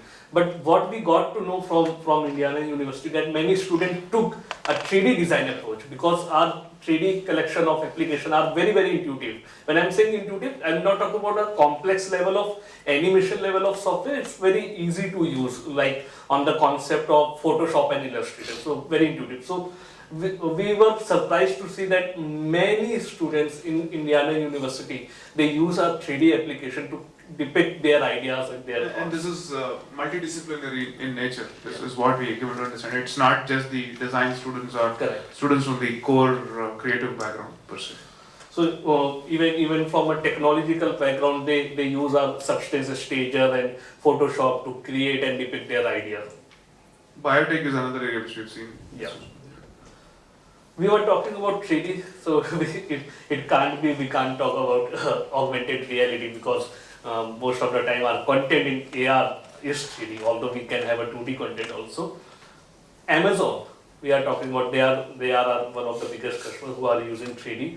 So one of the reasons of using 3D is not only that you get a 3D rendered. One of the beauty of having a 3D design is you can replicate or you can use that 3D design for various kind of other purpose. So if you have a 3D model, you can render it in a photorealistic way, you can put it in AR, VR experience, or maybe you can use it for the animation purpose. So on that philosophy, Amazon is doing a virtual photography concept for their entire product line, but they are also using AR experience. So if you might have noticed, now in many products within Amazon application, you will get a button view in 3D, and that's where the Adobe Aero, which is an augmented reality application, play the role.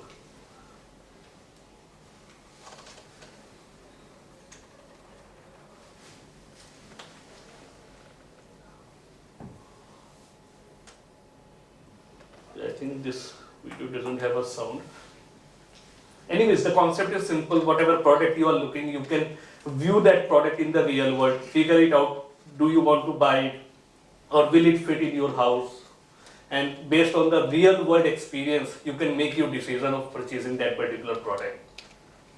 Not only Amazon, Nike, Adidas, these are also our customers who are using these our 3D application to create these kind of an experience. Sotheby's, one of the major auctioning site today, uses this technology extensively to showcase artifacts and high-end luxury products. IKEA has built their IKEA's platform is built on.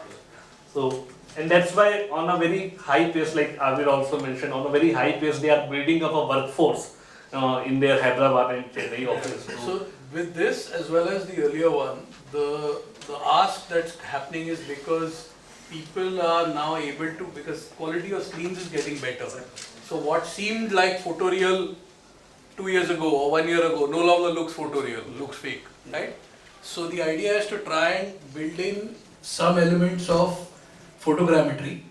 So to look at what Epic is doing with reality capture, and taken some of those elements and add them into this, where what you can do is you take the frame, you take the structure digitally, but the texture is acquired through similar looking things. It need not necessarily be a cup, right? But you may want to apply this photoreal texture on, I don't know, a vase, right? So the idea is to be able to do that blended thing, which is, I mean, I had conversations with Chetan and I will have with Bill, I met with Simon as well to try and basically do, because like Ashish saw today, we're doing a lot of photogrammetry in our virtual production space.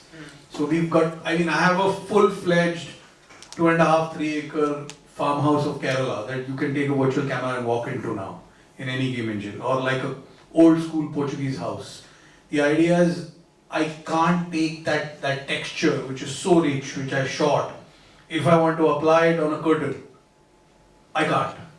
I have to make the curtain in Unreal and then apply it, and then it takes too long, right? So I should be able to just take that texture and plug it onto something in the earlier one, what is it called? Substance. Substance. Yeah. So that is one R&D tool for you guys. Yeah, sure. Point taken. Yeah. There are because there is a requirement, so there is a need of a workforce also. So AR designer, AR content designer. Even if you set up a augmented reality content design, you need a 3D people also. Yeah. So eventually 3D designer also required. So the previous job role which I have shown you in 3D design, those people are also equally applicable for the augmented reality roles. All these companies, e-commerce, automobile, defense, EdTech is using Baidu and some other company. They are trying to use that applied learning approach with like what Abid also talked about, convert the entire PDF from manual into AR. So you also in that also you require people to create those content and apply those content. So one of the most interesting ones we've done is we got a student so they have a mandatory experiential animation project where they have to do cross-disciplinary. So the kid created a graphic novel in VR. So you put the VR headset and you see the graphic novel there, and you use the controller to flip the pages. Some cells animate, some cells don't, some cells have motion graphics, some cells the text appears based on when your iris gets there. So they're doing the whole thing. And I mean, I don't even know where all he picked up something from AR design, something from somewhere else, and put it together, yeah? So, complete freak, first year kid, right? So, like, what the hell? So, I mean, fourth year mein kya karega bacha? I'm like... So we're seeing a similar kind of behavior, I'm part of the DTH Swayamprabha project, based out of IIT Madras, which does content creation for all the engineering and now of course the MOE is trying to spread wings into the non-engineering space as well, and there's a whole army of young brigade in IITs and various other similar institutions who are trying to do e-content creation. That's a takeaway that we wanted to leave on your table as well, because today democratization of content is becoming equally important in terms of delivering learning outcomes, right? You are a teacher, you know what is the lowest common denominator in your classroom. One size of shoes does not fit all. Something done nationally may not fit you because there's personalization coming as a wave. The technology again can be done something keeping in certain contexts in mind, but that may not work. What is created in Delhi may not work in Jharkhand. Yeah. What is created in Mumbai cannot probably work in Kerala. So you have to be able to separate and standardization from uniformity. Don't make it uniform, but have a good standard across the board. Yeah. Right? So oftentimes we conflict uniformity and standardization, which doesn't work. Uniformity kills the whole bit. Yeah, just adding on what Chaitanya said, technology also enables students to, as I said earlier, depict their ideas in various forms. So a student can also think to make an interactive book on InDesign, but a student chooses to create a VR-based reading experience. Yeah. So that's because of the technology, a student can think from an obvious outcome to a completely innovative outcome. The Indian Air Force, the Pilot Academy completely runs on our platform. The way in which how they are taught every nuances before they put into flight simulator, has got a lot of nuances in the way in which how AR and the content creation is being taught, and even the application of various things in the Indian Navy as well, in terms of particularly with respect to scientific parameters, how they need to apply and stuff. So in India, one of our customers, Pearl Academy, they are teaching the bit of augmented reality, the idea of augmented reality across all their domain. When I'm saying across all their domain, that is animation, obviously they will teach AR in animation, but they are also teaching in graphics design. So as a graphics designer, like you said, if graphics designer know this particular tech, they can think from an obvious poster design or a book design to something AR based or a VR based. And the same is the case with the animation and the interaction design. And this has got a huge impact, particularly from product designers, because product creators, need to have a basing of this, at least from an exposure standpoint, if not from expertise. And it is often misconceived as a technology-based skill and not as an application-based element. Particularly, we've seen this wave hitting in the circuit branches, we've got a lot of impact on the product creation that is being done as an area. One of our global customers, East Carolina University, they are using augmented reality technology by their faculties. Their faculties are teaching various complex concepts through the AR experiences. Because in our Adobe Aero, it's very intuitive, so even a faculty can also use it just by reading or by viewing a 1 or 2 tutorial videos.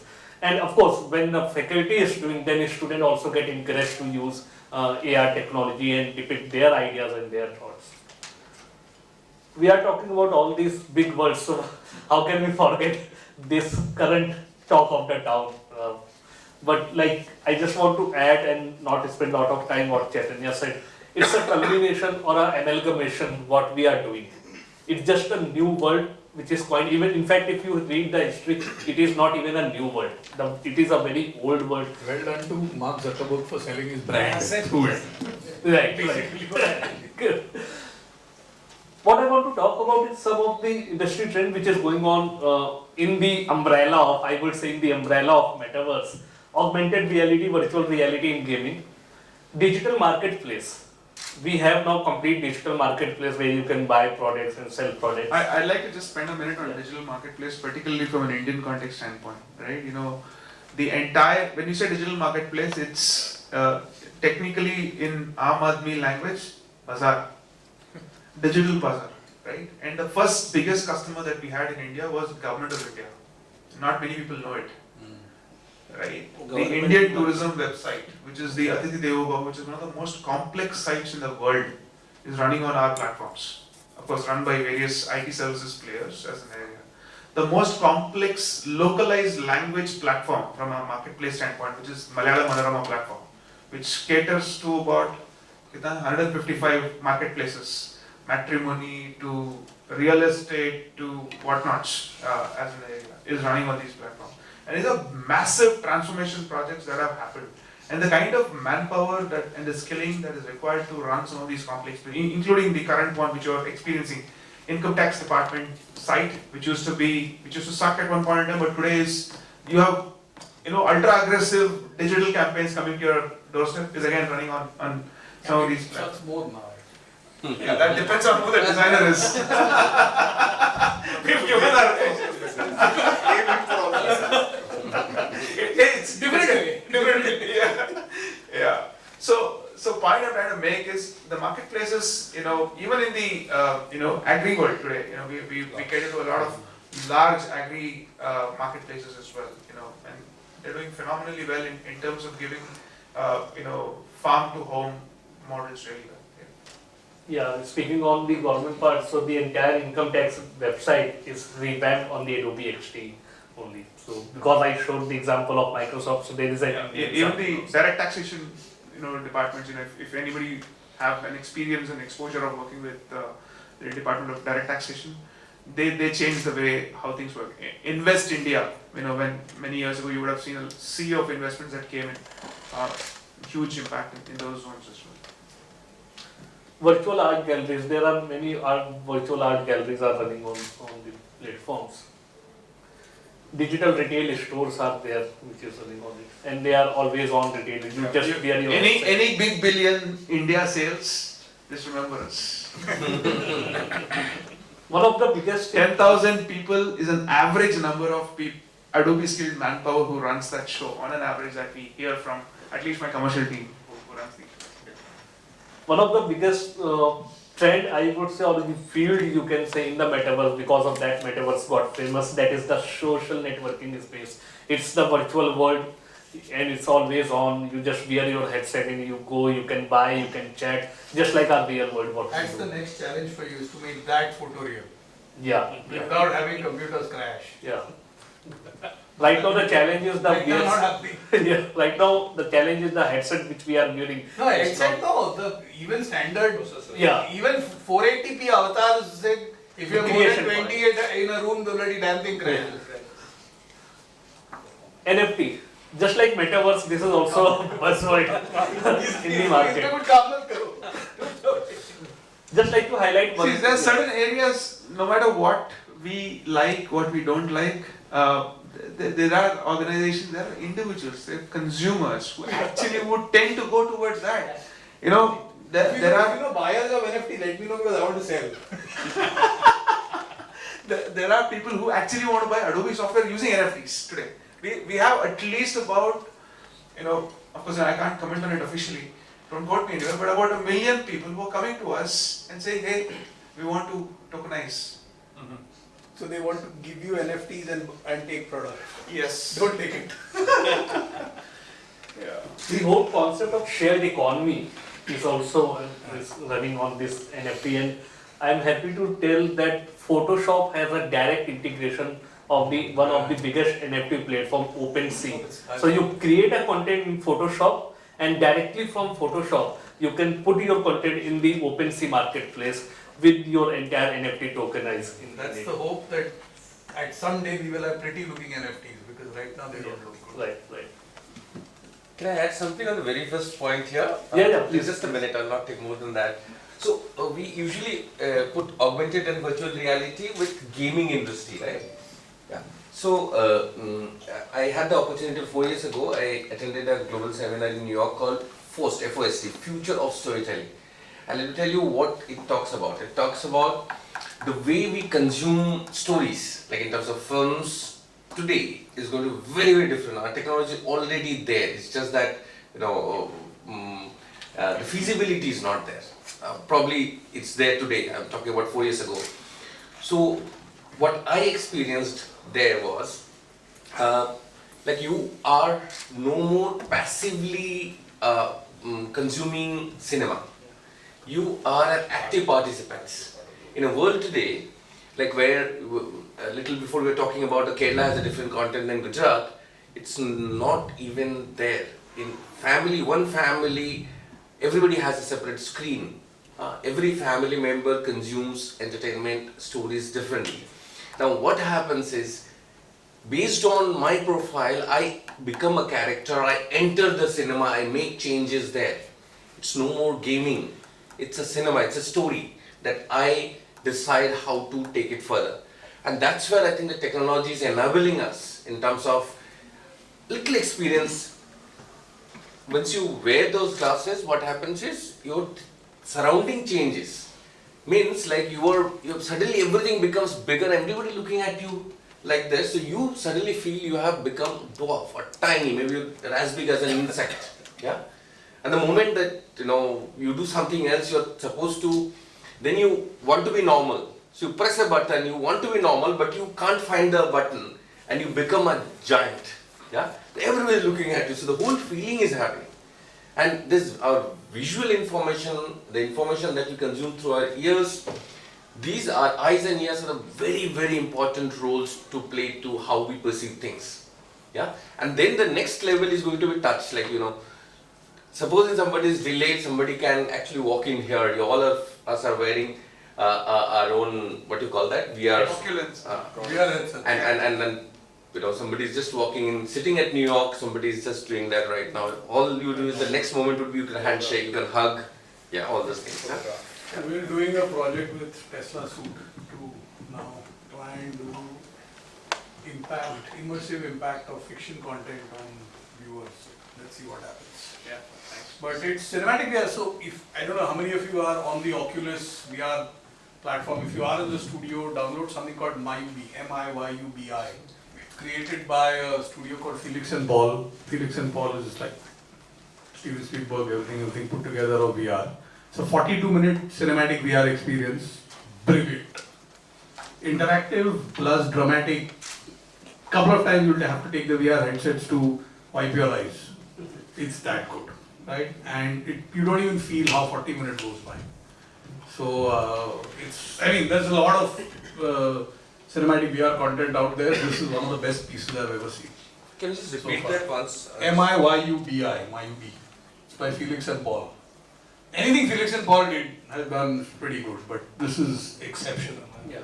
So even on the same point, coincidentally, my next point is that only. When we talk about storytelling in VR, it's essentially a 360-degree video, which is, if it is a real video, it's captured from a 360-degree camera. And you can view a 360 content on YouTube also, but the best way to view it, put it in the VR headset and view it, and it's like first-person POV. And just to, like what you're talking about, you are not just a passive viewer. Netflix did a similar kind of a thing couple of years ago. There was a series Bandersnatch. Bandersnatch on which Black is, Mirror. Yeah, it was an interactive storytelling where you had a power to control how the story should move. And I was reading an article, there are many endpoints which they had created. Yeah, that wasn't a good experience. I think that was the reason, but I also read now they are going to convert it into VR. So on one article they are planning to do on the 360 video, I don't know if you guys don't know this, but there is a series being made on the making of the main Mumbai metro line. The main Mumbai Metro 3 that is under construction. There's a making of 12-part VR series that is being made. It's being made entirely on Adobe. And I know that because we are making it. So we've been shooting the entire thing, tunnel breakthroughs, the tunnel boring machine, the entire making of Mumbai Metro, the main aqua line. Now we got one more testimony. Yeah, I mean, when you come down, I'll show you stuff. That's why I was calling you. Show you all this. The entire Kumbh, 2019 Kumbh 360 that we did. I have about 60 hours of Kumbh footage we are editing now and using Premiere. Very nice, very nice. Now, while we were talking about metaverse or even the next thing which I am going to show, the reason is that when we are talking to our students, we need to get them enabled to know all these things, because this is what is going on in the industry. When they will go in the industry, they should aware about, okay, what are the things are there. So whatever skill they have, be it they are a graphics designer, animation designer, architect, they know all these things. Because if industry is asking that we need to create a content for, as an architect, if industry is asking we need to create a content for VR, they should know what is VR, they should know metaverse. So it is, the idea is to enable a student so that students should aware about all these things. And now, as all the eminent speakers said, today's student is very smart student. He will open the Google and learn the rest of the part very easily. Digital architecture design. I think we already talked about this also, and this is also becoming very, very popular. It was there earlier also, but now the nature has got changed. Earlier also we were creating a 3D model of the house and the buildings, but now it is used for a various other purpose, maybe a photorealistic output, maybe for AR, VR. I like to highlight few things. Of course, AR, VR is a very obvious output which we can think now. It was not obvious a few years ago, but now it become obvious. Prefabrication of mass housing. Using a 3D model was there earlier also, but now we have a 3D printing technology, and the same model, as I said earlier, one of the USP of 3D design is you can use it for many purposes. So you design a model, put it in a 3D printer, and now you have a prefabricated houses. And this is a manufacturing technique which is used by many of the organizations around the globe. Rapid iteration of the design, as many speakers said here, it's very easily to, I think ma'am said that you have to destroy the entire model and then create it again. So here, with the help of digital architecture, you can quickly iterate the design. And one of the good thing is, in our product, we have something called substance asset material library. All our materials are photorealistic materials. You just apply it on whatever architectural content you are creating, and once you render it, those material will behave exactly they behave in the real world. Parametric design, ma'am talked about. So parametric design, generative design, that is also something which you can do in the digital architecture design, and you can very quickly have a n numbers of variation of the same concept. One other thing I'd like to just talk about, and this is something that came up, pretty starkly in many of the, agencies, and particularly with project management organizations, is to do with how do you collaborate digitally and improve productivity part of it, because that's something that affects a lot of timelines and efficiencies and project costs, significantly. I was speaking to one of the structural engineering companies based out of Singapore who do skyscrapers as an area. So the thing that they spoke about is it's not so much about the software aspect of it, but the ability for the leader, project leader, to consistently collaborate digitally and watch and supervise. You have a timely. Frame.io equivalent in BIP? Not just that, in Creative Cloud, there is a creativity collaboration platform. That's the cloud-based platform. And the reason I'm bringing that to the table right now is, as a faculty, as an instructor, one of the common threads that we all miss is, how do we consistently give them live feedbacks, right? And it is practically not possible in a country like India when you have 1:80 or 1:90 as a classroom ratio as an area. So how do you look at that? That is one part of it. And second part of it is the ability to showcase, the cohorts that you manage. I'm sure your project works are all broken down into smaller cohorts of 5, 10, in nature. And real-time feedback that is being given can be recorded live through cloud-based model. And the third one, which he was referring to, a new product line called Frame.io, it's got a camera to cloud feature as well, which is stunning in nature and it's mind-blowing, where whatever you see on the ground can be uploaded for somebody not to go and repeat the entire cycle all over again, but to learn from somebody else's experiences as well. Now this brings in a paradigm shift in the way in which how project management is done, and also classroom versus field learning is done. So some things you can learn by experiencing, some things you can learn by somebody else's experiences also. So again, boiling down to the point that it's not technology for the heck of technology, but more so with respect to bringing in efficiency and learning experience, much better. I just wanted to add We add a lot of value to your students, the 120 of them who can't go everywhere. Frame.io will really help you. Yeah, I just want to add what Supreet, you mentioned about that feedback. We recently have incorporated a tool called SyncSketch for all our final project, and it's a SaaS-based tool, and we can give real-time feedback to students and who can see live, even if it's a single shared space, and if somebody is doing an animation project or design project, the mentors are directly using SyncSketch platform. And it's a real time. I think that has changed a lot. The TOT browser-based and SaaS-based product. This is inbuilt into your Creative Cloud system. Now it's creative. Yeah, so obviously we will explore that since we are CC customers. So I think this is an important point. We did a Frame.io demo actually. Everybody is very happy. So we're waiting for the new sem to start. Absolutely. I think you should look at one of the products we've just launched called Together. Which is the world's first 2D metaverse. You will get it on Play Store. We built it in Pune in last 3.5 years. What is it called? It's called Together. Together. Like sharing, it's called Together. And you can do everything that you discussed just now can be done there. Together. So if say you and somebody sitting in the US want to watch a movie together on YouTube, both of you open YouTube in the app and you watch it together. So it's like a shared, you can have all kinds of shared experience. Yeah, so it's not only the video. This is good for teaching learning. It's good for and everybody has a control. So especially in the production environment, what you're talking about. In design, it is always collaborative. I think they can correct me. In our design, the teacher as well as the student starts together. We do not know what is going to be the outcome, but we do it collaboratively. We actually look forward to some very healthy. So I think this is a very good. Fantastic. Sorry. It says together. Yeah, stop sharing, start together. Okay.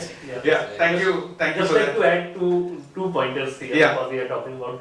So when we talk about Creative Cloud, it is like as I said, 20 plus application, but there are services also like what Supreet mentioned. Collaboration is there. So from all our applications, you will see a share button, and directly from the Creative Cloud application, you can share the file with the other person, and directly you can collaborate on the same page.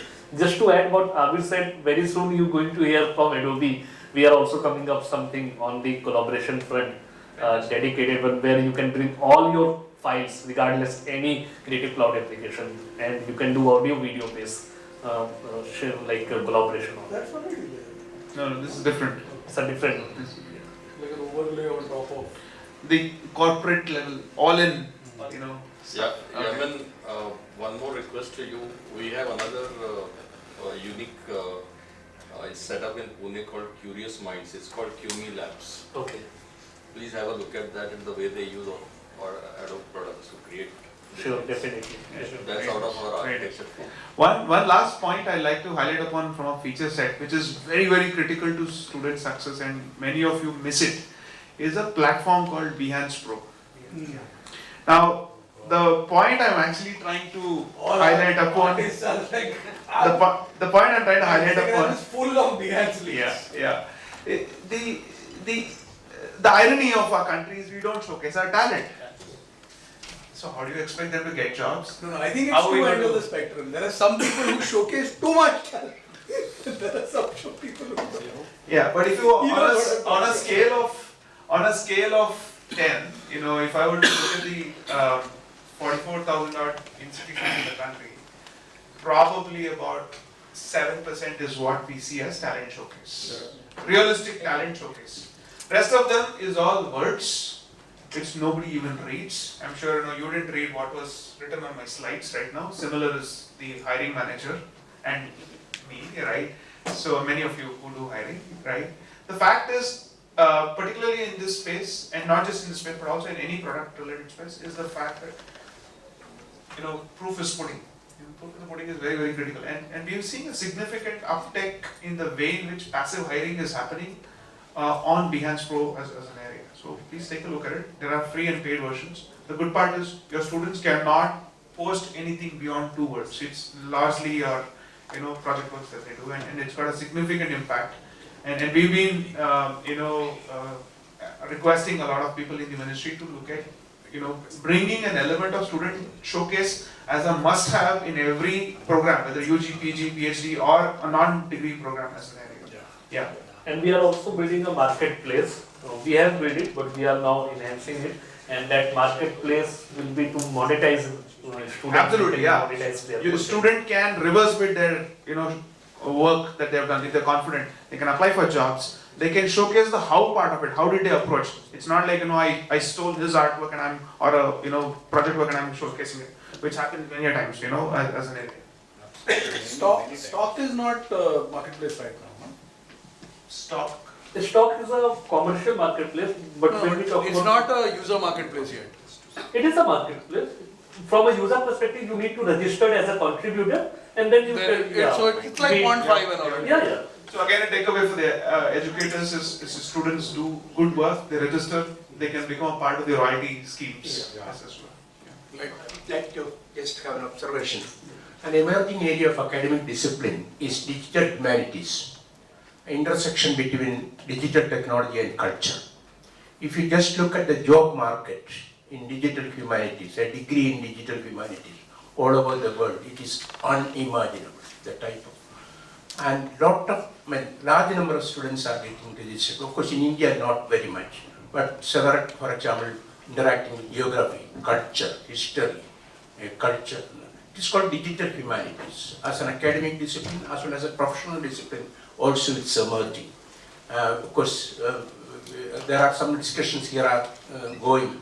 Maybe we have to just look at how digital technology and culture intersection. We can look at, because you're all experts in the field, how this digital technology culture intersection can be made as some sort of a professional discipline in India. Also, how we can do it. It's coming in a big way, digital humanities. Sure. We are also thinking of. The other question I had, and you'll be able to help me, is because we've now, over the last couple of years, 3-4 years now, we've started to work with IIT Gandhinagar to build cognitive sciences as a foundational module into all our education. At the end of it, we are selling emotions to the mind. So how can we not study the mind, right? And the whole thing started with what is the mind? It's not the brain, right? So any work that you all have done in CogSci applications for media and entertainment, content, narrative, either of you, I mean IT and psychology, so good input should be helpful. So the IIT Gandhinagar people have been very nice. They've come over to campus, they've done workshops for us. So no, I am not the right person. I'm a sociologist. So okay. Yeah, so I'm not in the cognitive science as such. I'm not in the individual behavior. I'm in the social, the collective, that is groups. Okay. Yeah. Just like one possibility is Doesn't that it quickly have a look at two programs? One is called as Communication and Culture, which is a combined program of Ryerson and York University in Canada. And there's another program called Anthropology in Media and Entertainment, which is one in USC. That one? No, this is again in Canada. Simon Fraser. SFU. SFU. Sorry, you were saying something. yeah, so in fact in the education front we can use the virtual reality for teaching students about the persona, also about giving them the experiences of various contexts basically. So for example, if a student is designing let's say housing, in that case you make that student experience as to how people use spaces, because many of the things are either that student has experience or not experience or comes from his or her background. So basically I think if this multiple ways how people use spaces is taught through this VR across the cultures, and India being this thing. So for example, you are doing housing in Mumbai, and then it's a place where so many cultures mingle. In that case, how do you teach them as to how they will be comfortable? So in that case, I think we can use this thing to teach experiences. Like Google is trying to use us as the social scientist, yeah. So I'm part of this bid for a project where Google is trying to use social scientists to kind of map affect, that is emotion, and then so based on that they Sentient, could, that's the sentient analysis. Yes, so that kind of thing is happening. I mean, many years ago we did similar projects with Microsoft also in IIT. So those things happen. And also in the space, how do we experience space? So that I think our students have been doing from phenomenology. The phenomenology of space. yeah, thank you, Yaman, thank you all. It was very stimulating. I like the energy in the room. Collaborating. So I actually want to do a round of finishing comments, but I'm out of time. I'm getting red alerts from the man on the corner. But however, I'll request, and I was also supposed to do one more round with Suhas. I'm really apologetic about the fact that I'm running out of time. I'm not able to do much. But I would request him to share his perspectives as the blue-eyed hiring guy. What is his 2 bits to the academics, and what do you think they're doing good and they need to continue? So I am not somebody who can judge individually. You are the stalwarts of the industry. Yeah, but I am one of the consumers of the talent that you generate from your institutions. So the beauty is that if they are true to their work and true to their principles, they were able to defend any question that put across their work, their project. What you said, proof of the pudding is important, otherwise you will not be able to get into the industry. Yeah, because most of the time people work on group projects. They claim each other's work. But when they are probed, and if they are not done the work, they get caught. That's the only way where we don't hire a single person, however junior or however senior, unless and until we see a real-time project on the ground. If we still see there is a doubt, we give them a challenge on the ground, experiment on the fly in front of us. We give them 2 days, 2 hours time, 3 hours time, execute it, come back. Whatever concept you come up, it's okay. Even if it's scribble, it's okay. That's your own creation. That shows your understanding. If they're able to defend, present, and talk, your job is done. Principles, nobody can neglect. As I said, because you can adapt the principles across various medias, channels, right? So principles will not change. If you're able to get the principles perfect, backed by technology, efficiency will be very high, creativity will be very high, because you can generate multiple iterations of the same concept in various adaptations and showcase it to get the buy-in, right? Plus, what we have been doing as a industry, in the IT industry, you understand, people say only UI UX. It's no more only UI UX. It's gone beyond that. From research, we need to we are hiring psychologists, sociologists, anthropologists, because we have to get the inputs from various sources. Because we are trying solving somebody's problem sitting in the US, UK, Australia. How do you get people to understand that culture? So we are hiring teams in various regions as well. So acquiring the talent from this location and working across geographies to deliver one uniform experience is difficult. So technology helps us get that access. Talent, multiple talents that comes with it. One is the researcher, interaction designer, strategist, brand expert, creative directors, copywriters, digital marketers. Technologists play an important role. Video, animation, 2D, 3D animation. Everything is required in IT, and we have all the skills which I guess Yaman told. Everything is there, people are using it, we are generating business. Our team has about 1,000 core designers working across all these segments.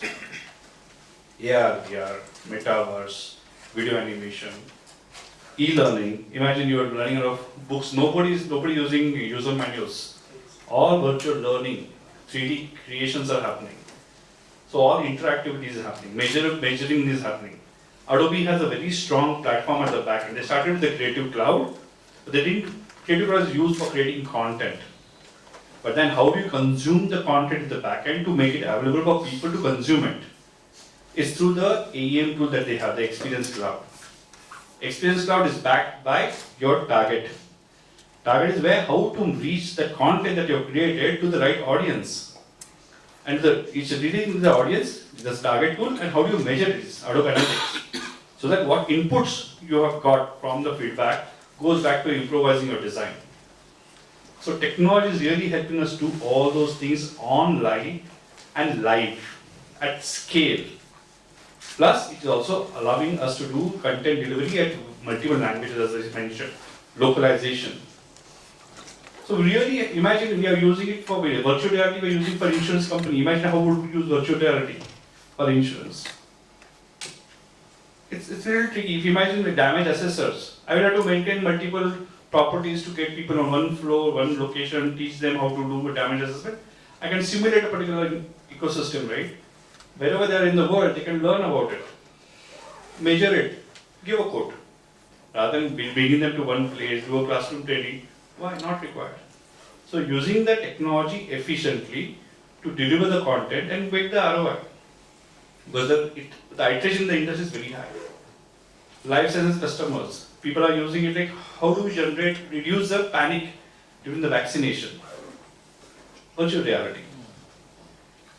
Manufacturing is, plus manufacturing industry, we have vaccination, one of the pharma company, they want to train all the new joiners in terms of restrictions in the factory. They can't take them to the floor, factory floor, right? So we have to create the entire photorealistic 3D rendering of virtual reality and make them a walkthrough. Get them understand the ecosystem. Get them certified before they get onto the actual shop floor. So we are using these. That's from the virtual reality, 3D, 2D animation. Blockchain, how do you communicate blockchain to a generalized person? It's difficult. But animation really helps us to communicate that. So somebody has to really understand the business objective of the message that goes out and the medium and the time in which you have to communicate that. That's what we have a person who understands business, who understands creative, who understands copywriting for that.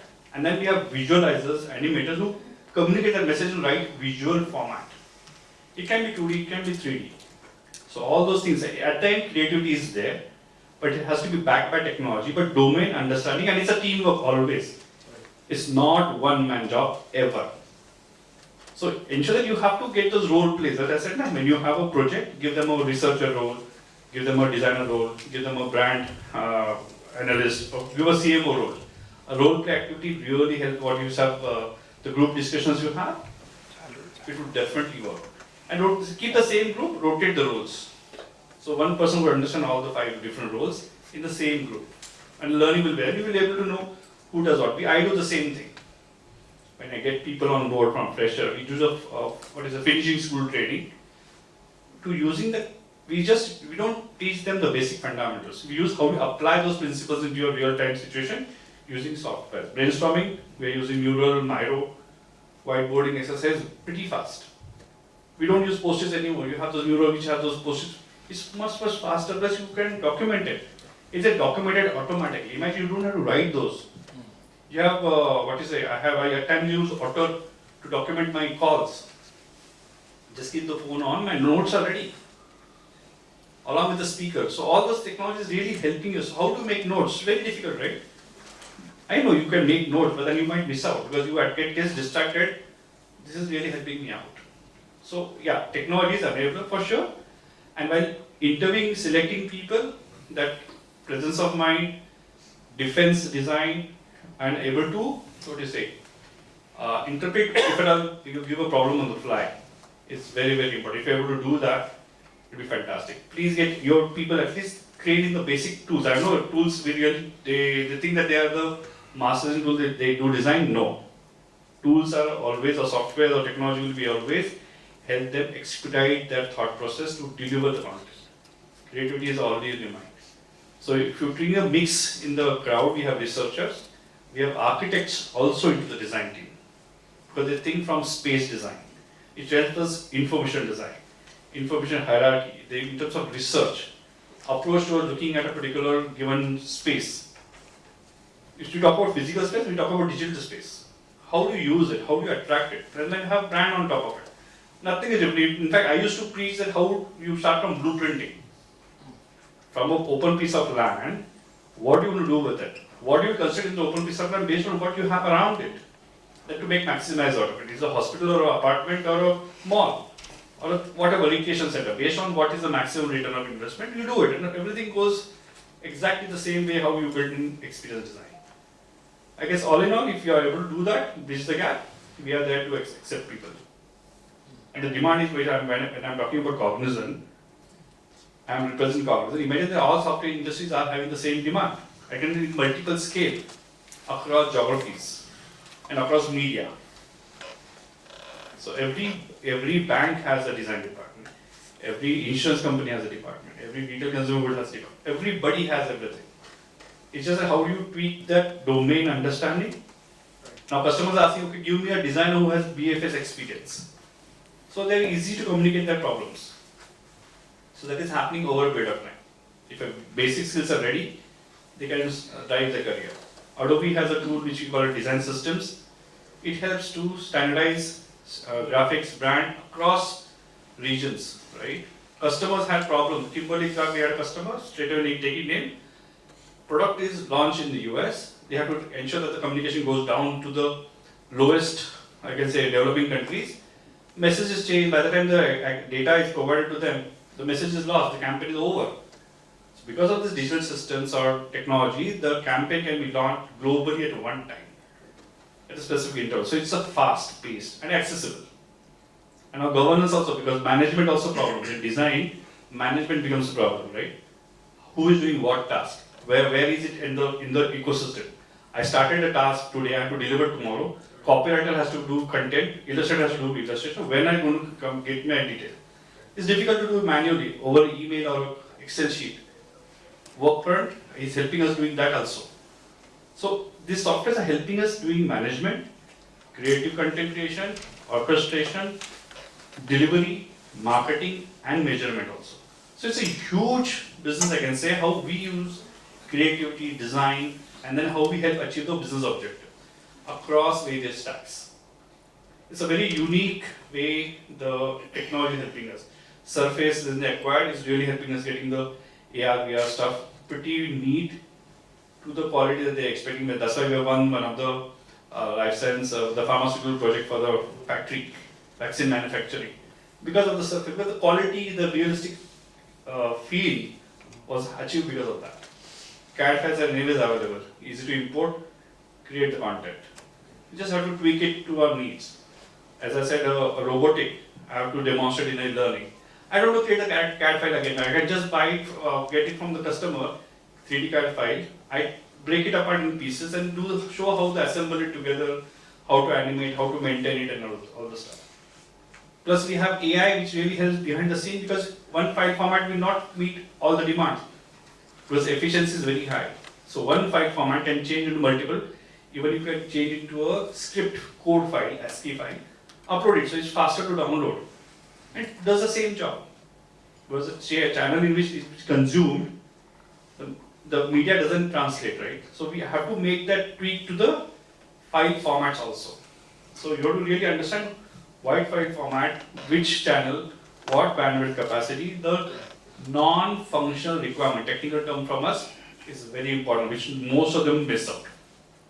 Which again is talking about the 4K, all are very, very critical. Small things, if you are able to tell them the nuances of the channel or a media they're going to learn, it will really help. So I guess I know we are already late, I don't know, I can go on and on. There are a lot of examples that we have. When we're working with a lot of government agencies also to support their online onboarding. And I can think about it and people are asking for multiple data types, dashboard designs. So another one which is really coming up, which will grow now, is intelligent, more efficient design of satellites. Now that space is opened up to the private sector. We have an alumni. He's already got a contract with Tamil Nadu and one more South Indian state to provide traffic, weather, and some 4 other things, data, which they were buying from some American company. Now he's doing a startup, he's getting funded, so he needs people to intelligently design the smallest satellite possible, so that more can fit into that one particular launch. And he's struggling because there's nobody who knows how to design it except for ISRO and NASA and like 5-6 other people the world over. So I'm like, okay, I have no idea.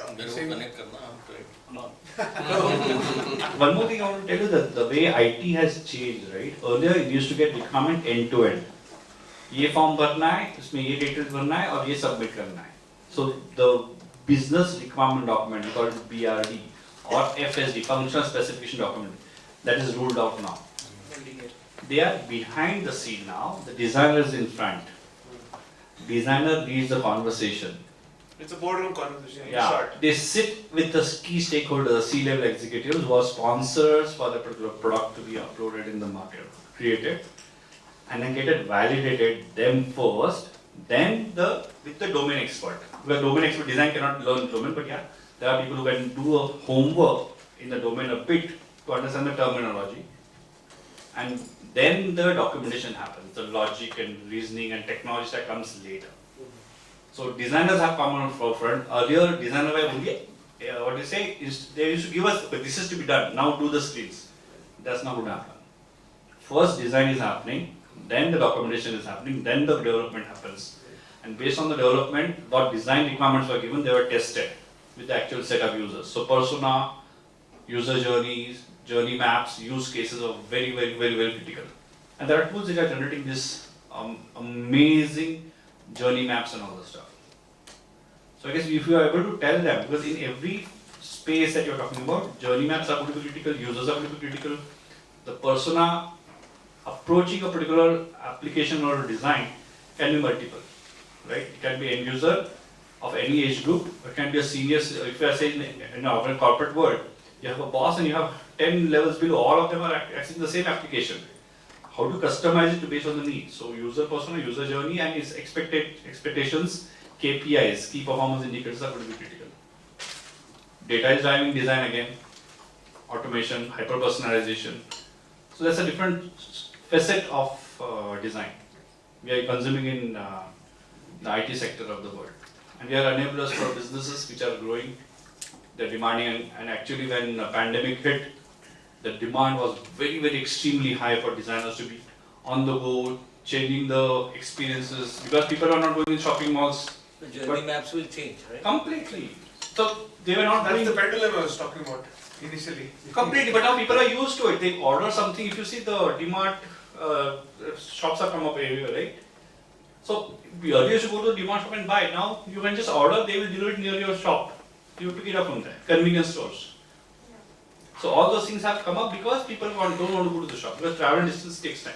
So it's innovation is happening where designers are coming up with this problem, solutions, and designers are doing that along with the business users together. Because we can think creatively, and thinking doesn't stop. It can come from any stream, any domain. So anything to do with problem solving, boardroom conversation led, he's answered it all. Right. Thank you so much, Suhas, for sharing your wisdom. I'm not cutting you short, but I would definitely like to, encourage each one of you to share your thoughts and continue the discussion post the event completion. I know I'm getting, dark stares from the organizer, Chandan, and I know we are over time. Chandan, back to you. Thank you one and all. Yeah. So I just want to add, Chandan, I just want to add one point what Suhas said. One of the vision of Adobe is to remove all the tedious and laborious tasks when you are doing a design, creative design. And that's the reason our in-house AI and ML machine learning technology, Adobe Sensei, which is inbuilt in all our applications. So there was a time when in Photoshop people were removing a background from the subject. It took many hours, but now it's a one-click job. You click remove background, the AI will detect the subject and remove the background. So that the reason is so that the designer put more time in creative thinking and design thinking rather than making a selection around the subject. I think it's gone one step ahead also. If I want to take a photograph of all of you now and you're all tired, I can still make you look energetic. Yeah. Glad that I got a smile. Yeah. Thanks. Can you make people look thinner? Yeah. That is the See, Bulbulaiya to Tabu. Oh my God. This guy, in Special Ops 1.5, the whole de-aging bit. The topic has been selected like such कि ये justice तो definitely नहीं है कि 3 बजे से 7 बजे के session में खत्म होने वाली चीज नहीं है. Definitely a day long has to be at least given. I remember the time when I first made a call to who else like Rajiv Mishra ji, the principal of Sir JJ College. बोले कि sir ऐसा कुछ concept मेरे दिमाग में चल रहा है, क्या करना चाहिए? Should I do this event a virtual event or should I do this event a physical event? बोले वर्चुअल सोच रहे हो, डिजाइन इंडस्ट्री को बुलाने की बात सोच रहे हो तो मत ही करो. अगर करना है तो फिजिकल इवेंट करो. कोरोना वगैरह अपने जगह पर है. We still are going to your offices. सब लोग कॉलेजेस भी आ रहे हैं. हाँ. So do this event physical event. मेरा अटेंडेंस पहला है. मैं आपको ना अश्योर कर रहा हूँ कि I will be there in present in this event. So thank you so much for that encouraging words, sir. उसके बाद with that all feedback, I gave a call to 4-5 more people. I got an encouragement थोड़ा सा.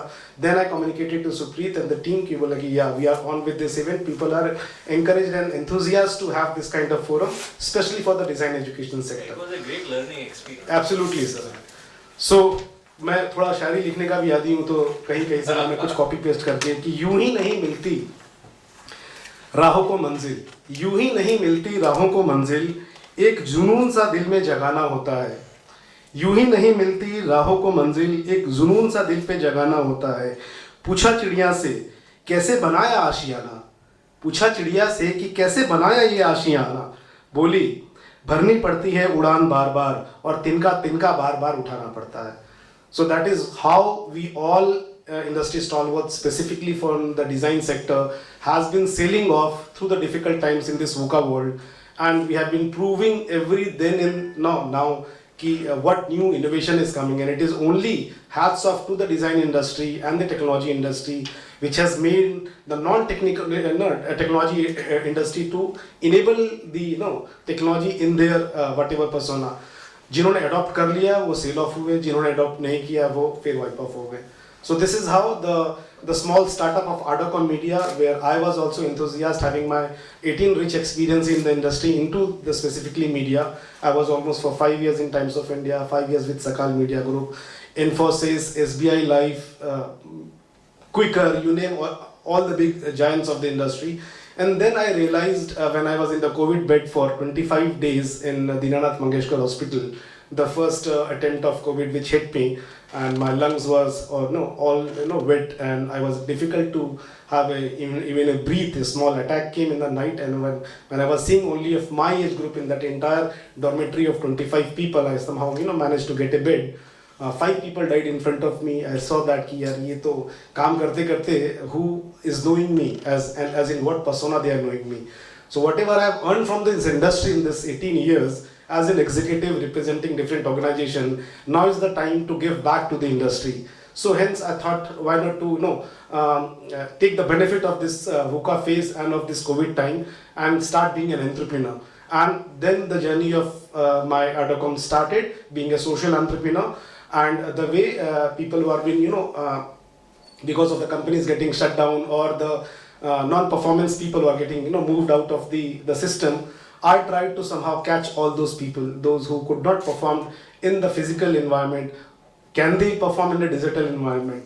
and they did brilliantly well. I hired almost 15 people, and currently we are working with a no office space. I'm with 15 people from Pan India, so my office is operating Pan India because I don't want to represent a city, a state, a region, or a country. I'm representing the world, and www.ArdorComm-media is my website. So that's how जब मैं कर सकता हूँ 10 साल पे, and this is my almost like 10th event and almost 40 webinars which we have done. And thanks to ArdorComm for having faith on me and understanding that ArdorComm can be doing because of the relations and the synergy which we share from last so many years. So thank you all. And in the middle of difficulty lies the opportunity. Skilling, reskilling, adopting, leveraging technology, collaborations, time management are few important tools which we should embrace. If you cannot do great things, let's do small things in a great way. So we hope that you all have enjoyed and learned valuable insights from this interesting and meaningful deliberation. We thank our eminent speakers for contributing their valuable time with the insightful speech. I thank Adobe for associating with ArdorComm and giving us the opportunity to co-host this event. A very nice moderation done by Supreet and this entire 1.5 hour journey. We missed to have the participation, the full-fledged participation of Professor Praveen, but ठीक है, दे रहा है, दुरुस्त है. What an impactful contribution you made, Professor Praveen, even after coming late. And thanks to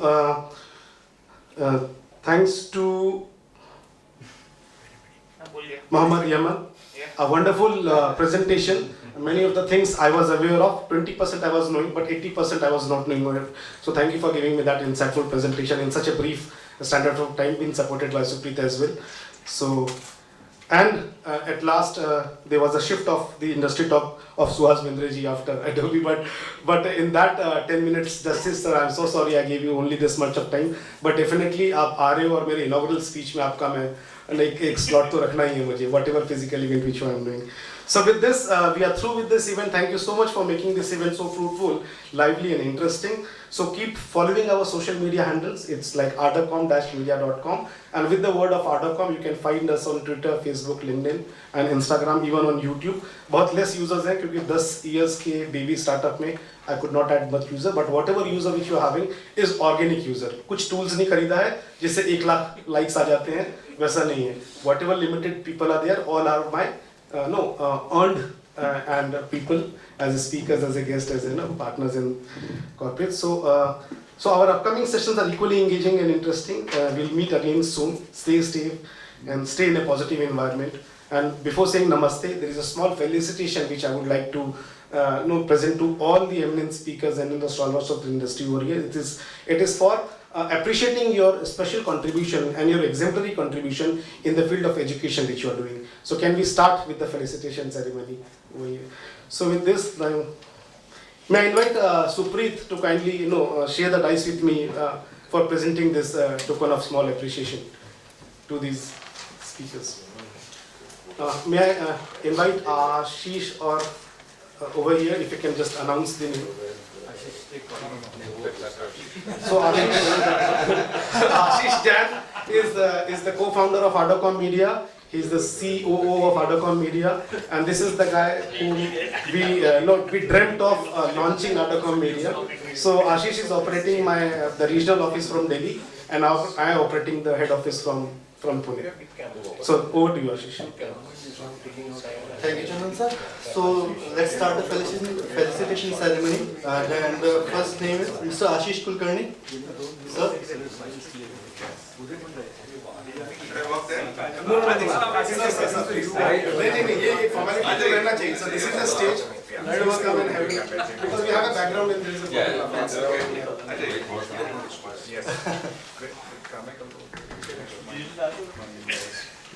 मैंने दो लोगों से सुना sir that you are the god of the industry.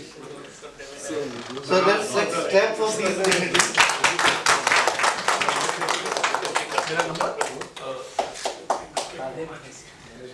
Professor Praveen Mishra, Dean Vijay Bhumi, School of Design.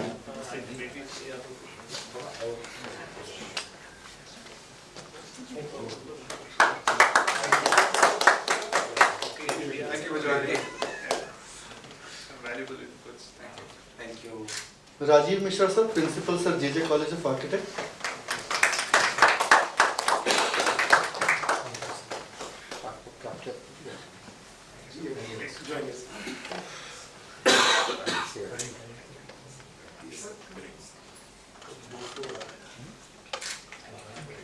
Rajesh R. Tukaria sir, Founder Director, Framebooks Animation.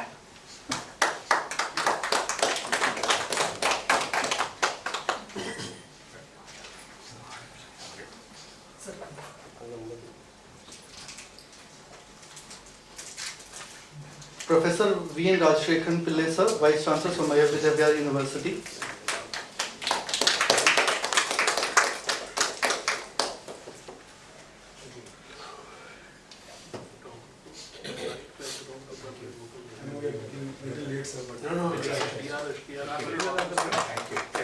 Wash out होएगा.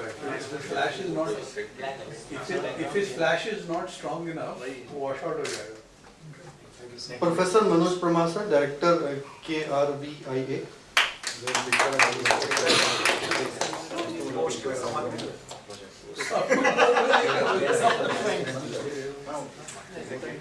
सब कुछ कर सकते हो. सुनो, ये पोस्ट में आप सब कुछ कर सकते हो. Dr. Rajendra T. Shinde sir, Principal St. Xavier College. Cannot create light. Taking a program from someone else and you cannot create light. Okay. Professor Alka Tiwari will be the next one, ma'am. ऐसे camera लगा के shoot किया. कभी सब ऐसे यहाँ पे अच्छा ये आना चाहिए. अच्छा one step this way. Okay, that's the okay. इनको कोचिंग दीजिए कोई और अच्छा Ma'am Alka ma'am. Professor Anand Achari, I think he is not here. Charging पे लगा देगा. Architect Mandar V. Professor, Principal LS Raheja. मुझे लगा तो बोला वो देवी तो फोटो ड्राइवर को भेजी. Mr. Amol Bapat sir is Principal of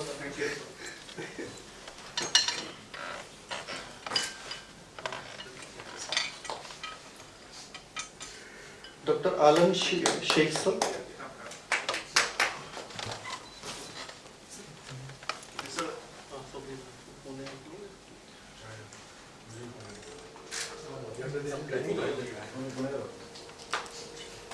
Mr. Chaitanya, most energetic person in the house.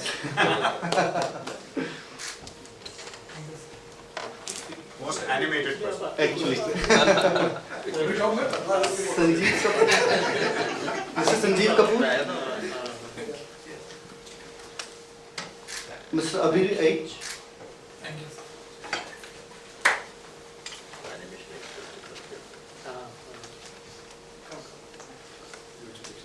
Narendranath Chatterjee, I think he's not here.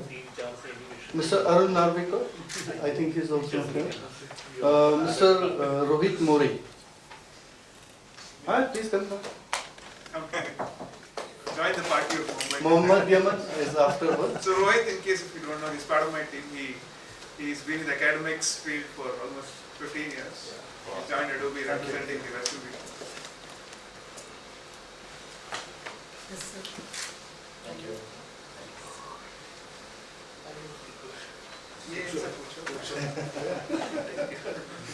Professor Vinayak Nabasa, Principal, Asita College of Architects. ऐसे motivate नहीं करेंगे तो next time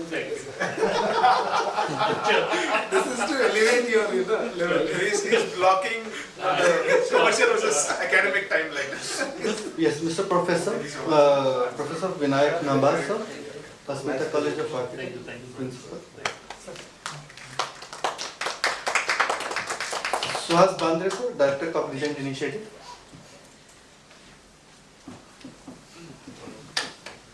He was courteous enough to agree on the first go. I told him academics, he said, "मैं क्या करूँगा?"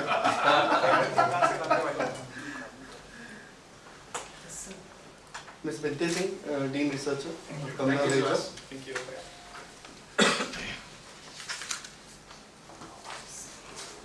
Thank you.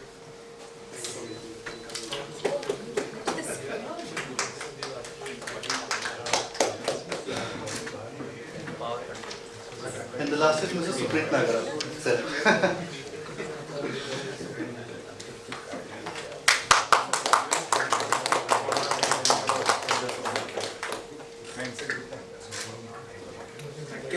Can we have a group photo? Photograph कहाँ पर हो सकता है? यहाँ पर यहाँ पे I think बाहर सबको फेलिसिटेशन सर्टिफिकेट साथ ऐसे ही यहाँ से सामने किया जाता है। अच्छा यहाँ जहाँ पर खड़े हैं वहाँ पर okay Is there one chair? oh that makes sense. We can stand at the same places and we can have a group photograph. या फिर बाहर ले लेते हैं ना let's step out I think Let's step out and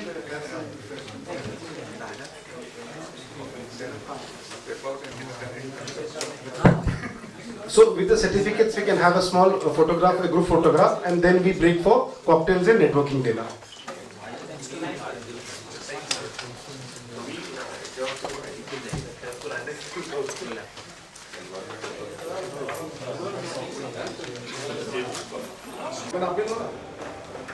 आपका certificate अरे sir आपको आ रहा है ना sir Thanks, Lily. Thank you.